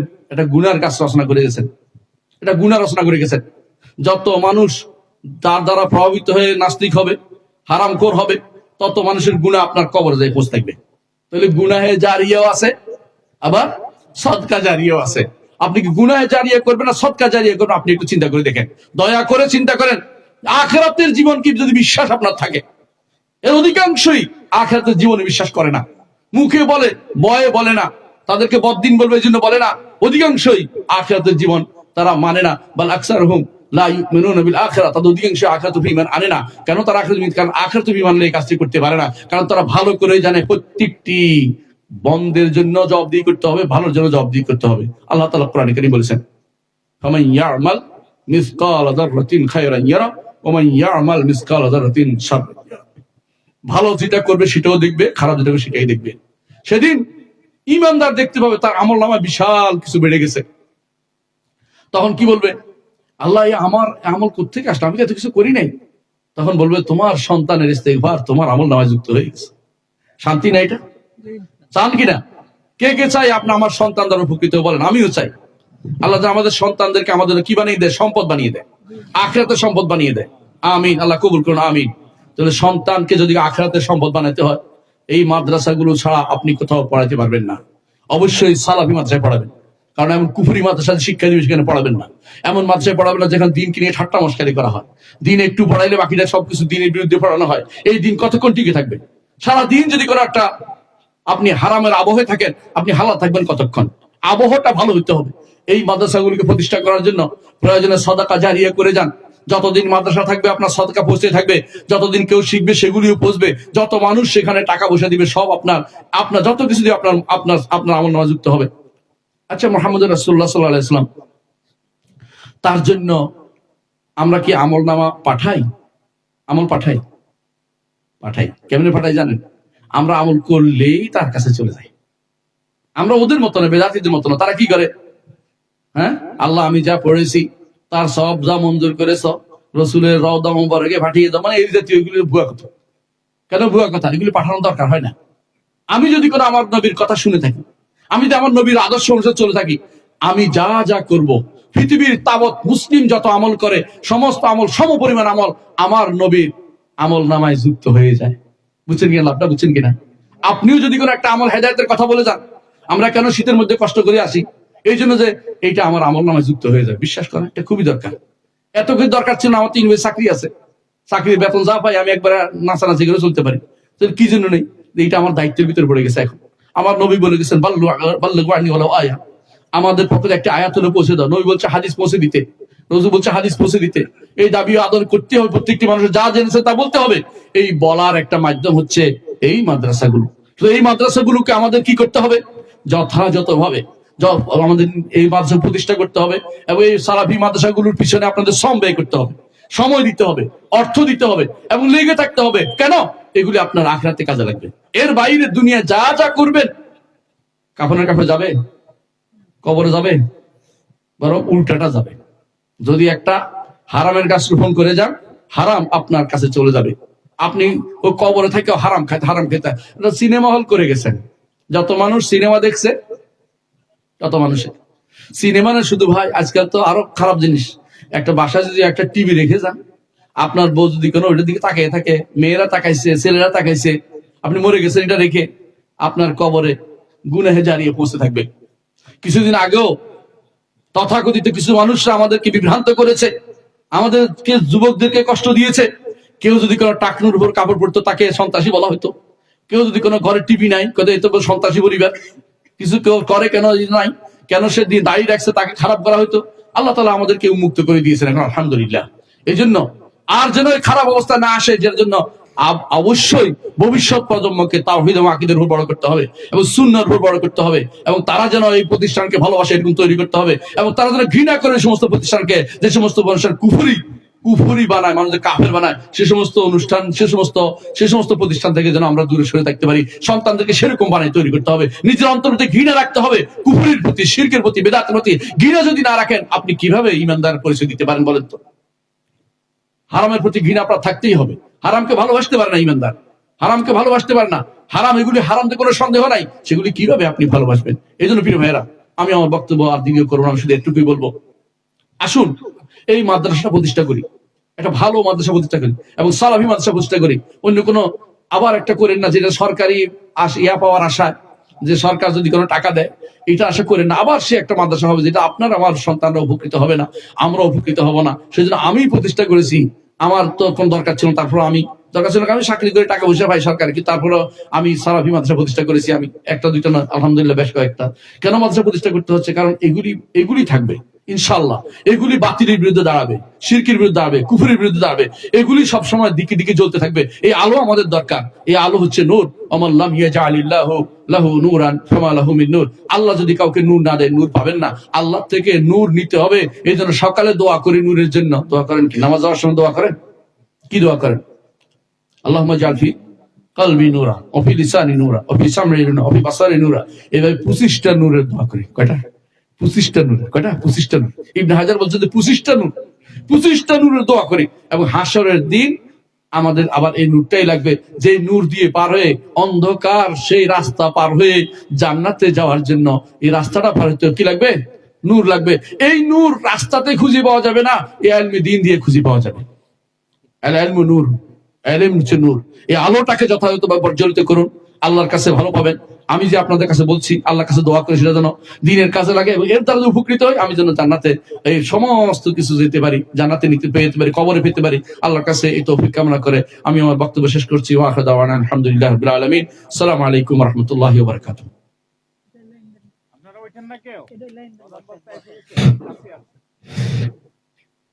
মাশাআল্লাহ, জাযাকুল্লাহু আহসানাল জাযা। শাইখ অত্যন্ত মূল্যবান আলোচনা করলেন।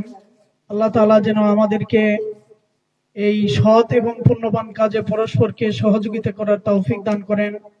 ঈমান এবং তাওহীদের মূলনীতির উপর যেন একটি প্রতিষ্ঠান দাঁড় করানোর তৌফিক দান করেন। সম্মানিত হাজিরিন, আমি আমার নিজেকে দিয়ে আপনাদের জন্য একটু উৎসাহ উদ্দীপনা বাড়তে পারে, সেজন্য আমি কয়েকটি কথা বলতে চাই।